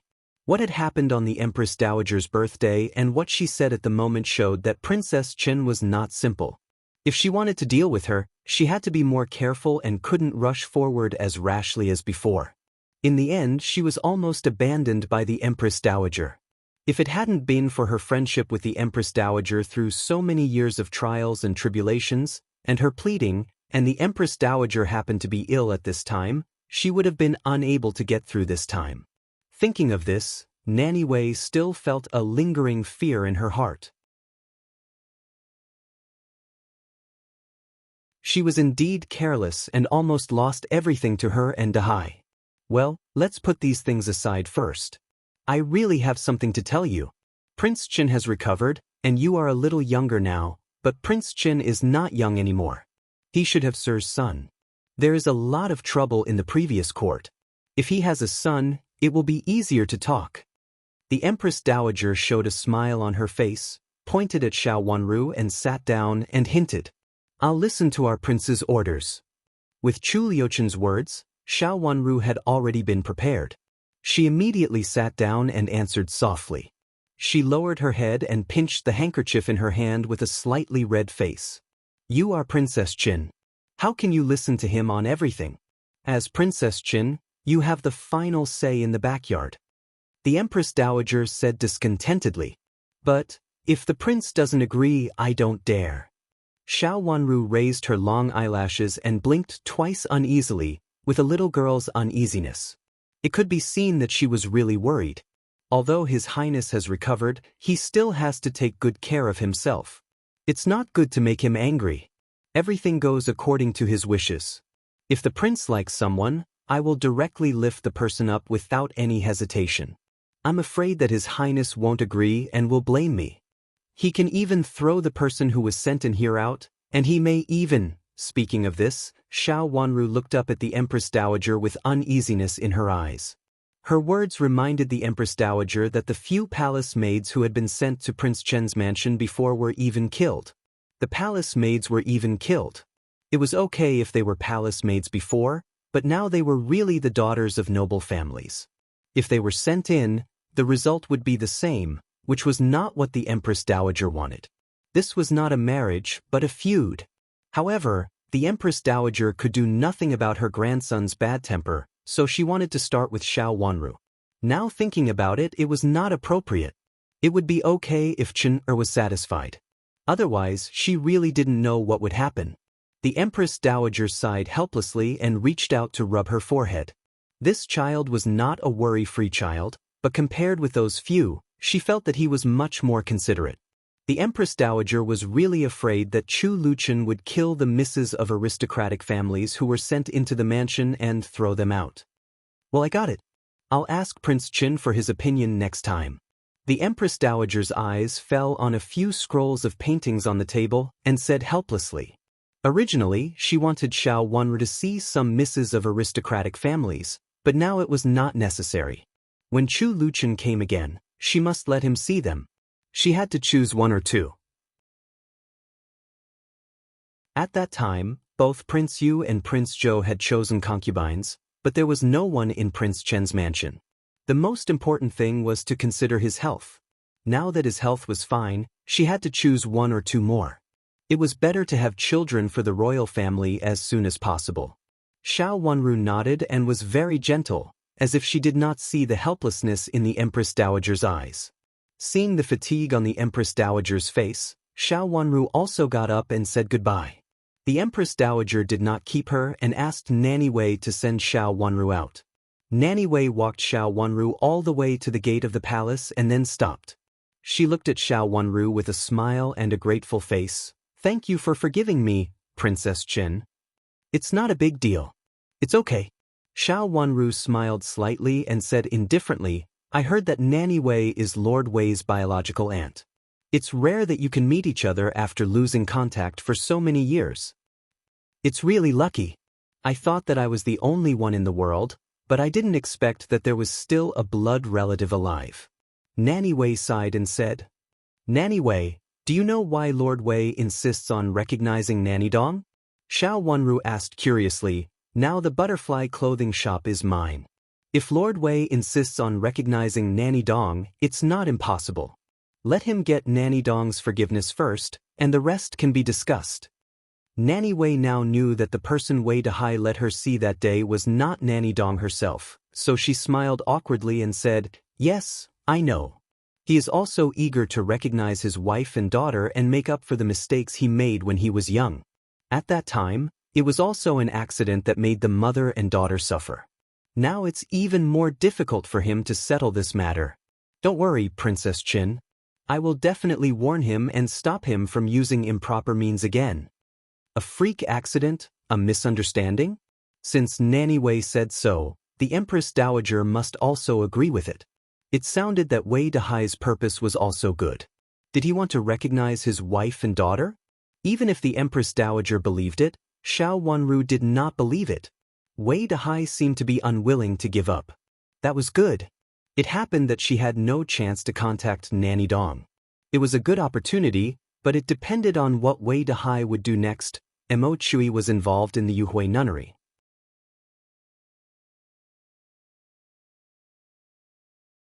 Chapter 1124. The palace sedan had stopped outside the palace gate. Xiao Wanru got on the soft sedan and headed for the Shuangshi Palace where concubine Lan was. Along the way, the road became more and more deserted. In the end, there were hardly any palace servants passing by. They finally arrived at the gate of the Shuangshi Palace. Xiao Wanru got off the sedan with the help of Yu Jie. When she stood still, she frowned and happened to see a familiar figure who looked like Xiao Yenru. With a trace of gloominess in her watery eyes, Xiao Yenru seemed to have noticed concubine Lan a long time ago. At that time, the people in the palace didn't even know concubine Lan. How did Xiao Yenru find out and feel that concubine Lan was extraordinary? Who is that? Xiao Wanru asked. Qing Mu, who came out to greet them, looked in the direction Xiao Wanru pointed and said with a smile, "It's just a palace servant." There have been many palace servants wandering outside the palace gate these days, but they have all been driven away by the guards. Hearing Qing Mu's words, Xiao Wanru's eyes fell on the 4 guards guarding the palace gate. She hesitated for a moment. "Don't worry, Your Highness. Her Highness has already given the order. They won't stop you anymore." Qing Mu explained cleverly. Xiao Wanru fell silent for a moment and walked in slowly. It seemed that concubine Lan was much more powerful than she had imagined. The 4 guards looked straight ahead and didn't reach out to stop her. Xiao Wanru led Yu Jie into the Shuangshi Palace, which was in the limelight at present. The layout of the Shuangshi Palace was not gorgeous, and many places could be seen to be old, but it was still very clean. Sitting in the middle of the hall, concubine Lan was dressed in plain clothes as usual. If Xiao Wanru hadn't known her in advance, she might not have been able to guess her identity. She was the most eye-catching concubine Lan at present. After bowing, Xiao Wanru sat down beside concubine Lan as she was told. "Princess Jin, I did ask you to come here today because I have something important to tell you. If I said something wrong, please forgive me for the sake of Prince Jin." Concubine Lan went straight to the point. Her words were very polite, but her meaning was very patient. "Please go ahead, Your Highness." Xiao Wanru nodded. "Invite young Mistress Qianqian out." Concubine Lan smiled and ordered Qing Mu. Greenwood hesitated for a moment, but still entered the inner hall. Soon, he brought a beautiful young woman into the hall. The girl, who was about 17 or 18 years old, was so beautiful that she was not inferior to Xiao Yenru. Xiao Wanru had never seen this girl before. "I pay my respects to Aunt." The woman gracefully stepped forward and bowed. "Come here and greet Princess Qin," concubine Lan said with a gentle smile. "Greetings, Princess Qin." The woman turned around and bowed sideways to Xiao Wanru with watery eyes. Xiao Wanru nodded but did not say anything. She waited quietly for concubine Lan's words with a trace of displeasure flashing across her heart. Both the Empress Dowager and concubine Lan seemed to have a clear goal at the moment. They both wanted to force her to take Xiao Yenru back. Both of them planned to marry Chu Luqin as a concubine. How could she like them? Princess Qin is the niece of my mother's family and also Prince Chen's cousin. When they were young, they played together. Later, my mother's family moved away from the capital city. At that time, they were still reluctant to part with each other. They hugged each other and cried. They had no choice but to separate. So many years have passed. Concubine Lan said with a sigh. Xiao Wanru pinched the handkerchief in her hand gently. She felt a sense of sarcasm in her heart. They talked as if they were lovers who would be separated forever. They were just two ignorant children. They said that there was true love between them. It was obviously a prelude. She had respected Concubine Lan from the bottom of her heart. Although Chu Luchen disliked her and asked her to stay away from Concubine Lan, she was very unhappy at the thought that Concubine Lan was her aunt's elder. She has just arrived in the capital city for a few days. In the past 2 days, I asked the emperor for his grace to let her live in Shuangshi Palace temporarily. But it's not appropriate for her to live here all the time. Take her back later and let her live in Prince Chen's mansion for the time being. It's not safe for her to live alone outside. Concubine Lan gave an order with a smile, and her eyes fell on Qin Yan with a gentle look. Xiao Wanru was so angry that she almost laughed. Concubine Lan had no choice but to take Qin Yan. She forced Qin Yan to Prince Chen's mansion and made sure that she would enter the palace when Xiao Wanru was afraid that Chu Luchen would refuse. She even picked a soft persimmon. Concubine Lan, I'm afraid I can't. Xiao Wanru shook her head and refused. Prince Qin is in charge of the affairs in the mansion. He has always been quiet. If I disturb his peace without his consent, I don't dare to do so. Concubine Lan's smile froze on her face. She looked at Xiao Wanru in astonishment and could hardly believe that Xiao Wanru would say such words in front of her. Qin Yan's face also turned red, and her eyes were watery. But she did not dare to cry out loud. She bit the corner of her lip hard to suppress her grievance. Such a look had already made people feel that she had suffered all kinds of grievances, but she didn't say anything. She was extremely gentle and kind. It was the first time that Xiao Wanru had seen so many grievances on someone else's face. Even if she didn't say a word, she had already made up her mind to accuse her. This woman was not simple. She just wants to live in the most remote corner of your mansion, and she won't disturb you. I'm just afraid that as a girl, she will easily get into trouble outside, and there is no elder around her. Prince Qin is always her cousin. It's not a big deal for her to live for a few days at this time. Concubine Lan finally smiled again, but there was a hint of displeasure in her words, almost as if she was scolding Xiao Wanru. Your Highness, I really can't make the decision on this matter. Xiao Wanru lowered her head and said in a neither servile nor overbearing manner. Concubine Lan was furious. Aunt, please calm down. Don't be angry. It's Ian's fault if you get sick because of anger. Ian can rent a courtyard outside. You don't have to bother my cousin and cousin-in-law. Qin Yan took over Concubine Lan's words in a soft voice. She walked behind Concubine Lan, gently patted her back twice, and comforted her. Concubine Lan pursed her lips and stopped talking. After a long time, she said slowly, I know that Prince Qin has a grudge against me, but blood is thicker than water after all. Will I hurt Prince Qin? Her own cousin doesn't have a place to live now. Even if Princess Qin asked the emperor also said so. Xiao Wanru's heart skipped a beat. It seemed that Concubine Lan had come prepared. If the emperor also agreed, she really couldn't refuse. It was useless to push the blame to Chu Luchen. If what Concubine Lan said was true, it was really just a temporary residence. It would be unreasonable if Concubine Lan didn't even give her face. Why did you come to the capital alone, Miss Qin? Xiao Wanru asked softly. She didn't say yes, nor did she say no. Yan, I haven't seen you for a long time. I really miss you. This time, I specially came to the capital to see you. Qin Yan restrained her previous grievances and even showed a smile on her face.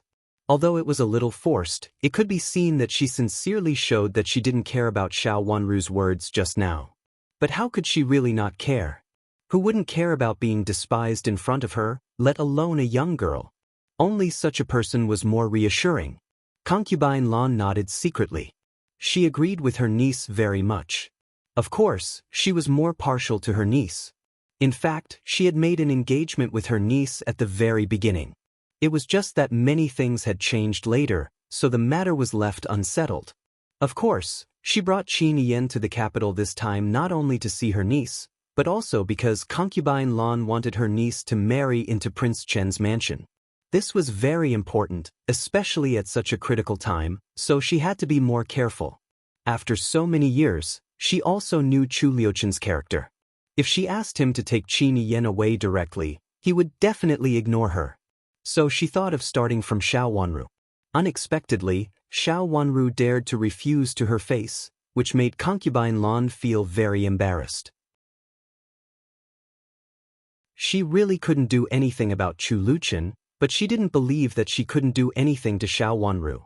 Princess Chen, if you can stay in Prince Chen's mansion for a while, I will definitely thank you and Princess Chen. Qin Yen said again and looked at Xiao Wanru with a little desire in her eyes, as if Xiao Wanru would go too far if she still refused. Princess Chen, let Qin Yen stay in your mansion for a while. If you really don't want to, you can find a place to live in a few days and then move out. Concubine Lan said. Xiao Wanru's eyes flashed, and she already had an idea. The emperor had already agreed. If Chu Liuchen insisted on disagreeing, it would make people feel that he was too heartless. After all, this cousin of hers seemed to be gentle and sensible. Their cousins loved to live in their cousins' mansions the most. However, there were still elders in other mansions, while her cousin was in charge of Prince Chen's mansion. In this case, Miss Qin, just follow me back to the mansion. Xiao Wanru stood up, bowed sideways to concubine Lan, and said goodbye. I sat in Imperial grandmother's palace of benevolent peace for a while. Now I feel tired, so I want to take Miss Qin back as soon as possible. Please forgive me, concubine Lan. Since Xiao Wanru agreed, concubine Lan showed a smile on her face, nodded gently and said, in this case, you can go back first. You haven't recovered yet. It's indeed my fault. Qingmu, see Princess Chen out.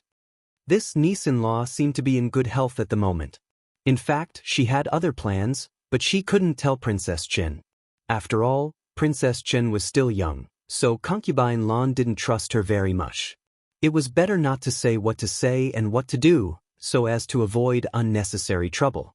There were more people in the palace. What could be more reassuring than letting her niece enter Prince Chen's mansion? Concubine Lan thought so she asked someone to see Xiao Wanru out of the door with a smile on her face. When Xiao Wanru came here, there were only 2 of them. When she came back, she brought another pair of master and servant with her. After entering Prince Chen's mansion through the side door, Qin Yen, who had been following her in silence, suddenly uttered a heavy ouch.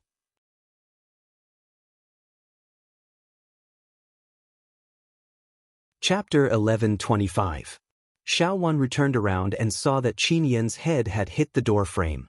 She looked very painful and covered her head tightly with her hands. Her maid, Dong Shui, stood aside anxiously and said, Miss, how are you? Let me take a look at you. What's wrong? Xiao Wanru asked. My miss accidentally slipped and hit the door, Dong Shui explained in a hurry. Xiao Wanru looked down and saw that Xiao Yanru was leaning against the door with one of her legs slightly raised. Did you hurt your foot? I'm fine. I'm sorry to make Princess Chen worry. I'm fine. Qin Yen said, still covering her forehead tightly with her hands. Her head was not covered tightly. Under her hands, the red and swollen skin was more eye-catching than her snow-white skin. She was a lady from a respectable family. She didn't shake her skirt when she stood, and she didn't show her teeth when she smiled. How was her behavior appropriate and magnanimous? Even if the Qin clan wasn't as prosperous as it used to be, they would still follow the rules of the past.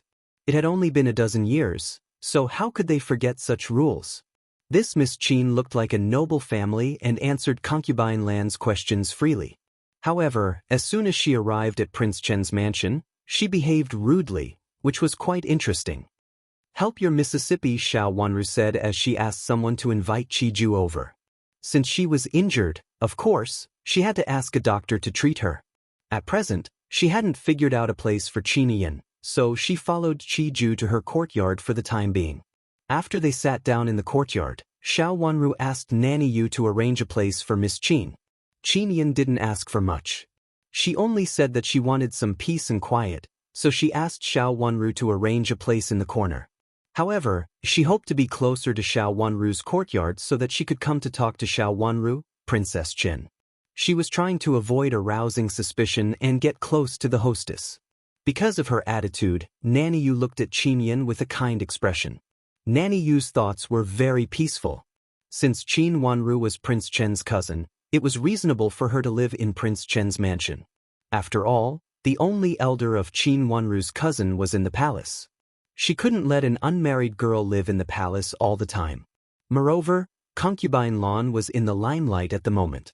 It was said that Concubine Lan was the emperor's favorite concubine. If Miss Qin lived there, it would be bad for her reputation. Nanny Yu was even more satisfied since this cousin seemed to be tactful. After she left the main courtyard, she directly went to pick a courtyard to make arrangements for her to stay in. When Qi Ju came over, he helped Qin Yan to take a look. Her forehead was not light and there was a big red bump. It looked scary. Her ankle was not serious and it was just a sprain. It would be fine after a few days of rest. After Qi Ju finished reading it, he left some ointment and left. Your Highness, Prince Qin is here. Yu Jie came in and reported while she was applying ointment for Qin Yan. While speaking, the little maid lifted the curtain and Chu Luchen, who was wearing a light black brocade robe with bamboo patterns, appeared at the door. There was an elegant smile on his handsome face and his eyes were slightly curved. It could be seen that he was in a good mood. Qin Yan, who was sitting in a chair and applying ointment, suddenly stood up and looked at Chu Luchen excitedly. Her lips trembled and she said softly, "Greetings, cousin." Her words were mixed with the "Greetings, Prince Qin" of the other maids in the room. There were so many maids that her words were mixed with others' words and couldn't be heard clearly at all. Chu Luchen waved his hand lightly and said, "No," without looking at her. Then he came to Xiao Wanru and sat down with her. "How is Imperial Grandmother?" Imperial Grandmother is in good health and in good spirits. She should be fine after a period of rest, Xiao Wanru said with a smile. Qin Yan didn't know whether to stand or sit. She bit her lip, looked at Chu Luchen and Xiao Wanru, and slowly lowered her head, looking very pitiful. Xiao Wanru pulled Chu Luchen's sleeve, pointed at Qin Yan, and said, "Prince, Concubine Lan asked me to bring her back. She said that she is your cousin and will temporarily live in our mansion for a period of time." A smile flashed across her watery eyes. She didn't believe that Chu Luchen didn't know about it. As soon as she brought her into Prince Chen's mansion, Chu Luchen must have got the news. This cousin was brought into the mansion by Concubine Lan, and she even made such a big noise. In this case, she couldn't hide it even if she wanted to. Moreover, she didn't want to hide it. Her strategy was to introduce her to Concubine Lan openly. Chu Luchen followed her finger and seemed to notice Qin Yan, so he turned his eyes. "Greetings, cousin." Qin Yan bowed sideways to Chu Luchen again. At this time, there were no other maids who bowed together, so she heard it very clearly. "Then she can stay here first. Has the courtyard been tidied up?" Chu Luchen asked casually. After glancing around, he turned his eyes back. He didn't care that there was a living person in the room, so he ignored her very much. "Nanny Yu is tidying up the courtyard," Xiao Wanru answered. "In this case, take her away to have a rest," Chu Luchen said lazily. But I'm afraid that it hasn't been tidied up," Xiao Wanru replied. "If it hasn't been tidied up, you can stay in the tidied up room first." Chu Luchen became a little impatient. Xiao Wanru winked at Chu Lu, who was standing aside, and said with a smile, "Your Highness, I'll ask someone to take my cousin to have a rest." Chu Lu came over and said to Qin Yan with a smile, "Cousin Miss, please. I'll take you to have a rest first." Looking at her cousin, who was not paying attention to her, Qin Yan nodded and followed Chu Lu to leave without saying anything, as if she had deliberately fallen and injured herself not because she wanted to see Chu Luchen. "Why did you bring such a person here?" Chu Luchen took Xiao Wanru's hand in dissatisfaction and said, "I heard that the emperor also knows Concubine Lan's intention. It's unreasonable not to let her live in the courtyard." Xiao Wanru knew that Chu Luchen didn't like Concubine Lan to intervene in the affairs of Prince Chen's mansion, but Concubine Chen really couldn't refuse this matter. Besides, it was the emperor's intention, so Prince Chen's mansion shouldn't and couldn't refuse it. She shook his wide sleeves and said with a little coquettishness, "For my sake, just raise her in the backyard. This cousin seems to be tactful. Maybe it won't be so troublesome." After seeing Chu Luchan, she could leave so decisively. Even though she felt wronged, she didn't show her happiness as she did in Concubine Land's palace, nor did she show a coquettish look in front of Chu Luchan. This cousin seemed to be a wonderful person. Xiao Wanru suddenly became a little more interested. In the next few days, this cousin surprised Xiao Wanru even more, which was completely different from what she had said to Concubine Lan. She almost never went out. Except for Xiao Wanru's place, she rarely went to the courtyard. She just did some needlework. She was very busy every day, but tried not to disturb the life of Prince Chen's mansion. The scene that Xiao Wanru had imagined didn't appear, and she didn't deliberately get close to Chu Luchan. She even tried not to do it when Chu Luchan was around. Because of this, she and Chu Luchan only met for the first time, and then they never met again. When she was in Concubine Land's palace, Miss Qinyan looked like a scheming girl with ulterior motives who wanted to step on her. However, when she came to Prince Chen's mansion, she behaved so well that Xiao Wanru couldn't believe it. The change was so great that Xiao Wanru felt that she had to wait for a while before making a conclusion. No one mentioned the abolition of the Empress anymore. After it was overshadowed by Chu Liuchen's matter, the Emperor seemed to have no intention of doing so. After that, it was gradually forgotten by everyone. The Empress was still in the Middle Palace, but the power to manage the harem fell to Concubine Da. Concubine Ming assisted her in managing the harem. The Empress didn't care about anything for the time being, only saying that she was not feeling well and needed to take a good rest for a period of time. The debate about Chu Luchan in the previous dynasty also came to an end. The emperor admitted Chu Liuchen's status as the heir, but then he had to take a good test. As for the position of the crown prince in the East Palace, it was not established for the time being. The emperor was in the prime of his life, so he had to take time to examine it. As soon as Chu Liuchen's status was confirmed, he had the right to inherit the throne, just like the other princes. For a moment, some old ministers of the late emperor were very happy and satisfied. They had thought that Prince Chen had no hope and were sad, but now there was finally hope. Since then, there were 4 princes in the dynasty who could inherit the throne. At this time, the messenger of the Su state arrived outside the capital city. Chu Luchan returned to the messenger's team with his men, reorganized the crowd a little, and prepared to go to the capital city tomorrow. At night, Chu Luchan didn't go to the capital city, but stationed outside the city to rest. "Master, Princess Yu Tao wants to see you." Xiao Xuanzi came in and reported with a smile. "What is she doing here at this time? Let her go back and we'll talk about it tomorrow." Chu Luchan said lazily. Xiao Xuanzi answered and left, but after a while, there was a quarrel outside, which seemed to be getting louder and louder. Chu Luchan stood up unhappily and walked out with his hands clasped behind his back. He saw Master Yu Tao rushing in with 2 female guards, and Xiao Xuanzi chasing after them. He was angry and annoyed, but he couldn't really do anything to Princess Yu Tao. Princess Yu Tao was also his master's ally, so Xiao Xuanzi didn't want to make things too awkward. What does Prince Chen mean? He ran away secretly before, and now he doesn't even let me in at this time. Does he want to plot against the Su state? Seeing Chu Luchan in front of her, Princess Yu Tao stopped angrily. She was really angry because she felt that Chu Luchan in the carriage in front of her was very strange. She wanted to ask him, but was stopped by someone. After all, this was the country of Dongcong, and she was a guest, so she couldn't offend this seemingly ruthless Prince Chen. But just now, she knew that it was that damned eunuch who pretended to be Prince Chen and fooled them along the way. The real Prince Chen had already entered the capital city, and she was fooled like a fool. Princess Yu Tao was so angry that she couldn't help rushing in.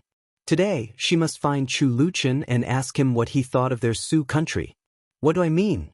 It seems that my intention is not as obvious as Princess Yu Tao rushing in like this. Chu Luchan smiled gently, but his eyes were cold. Under his gaze, Princess Yu Tao felt as if there was something cold and greasy sliding across her back, and the hair on her back stood up. What's wrong? Princess Yu Tao took 2 steps back, and looked at Chu Liuchen's handsome face with vigilance.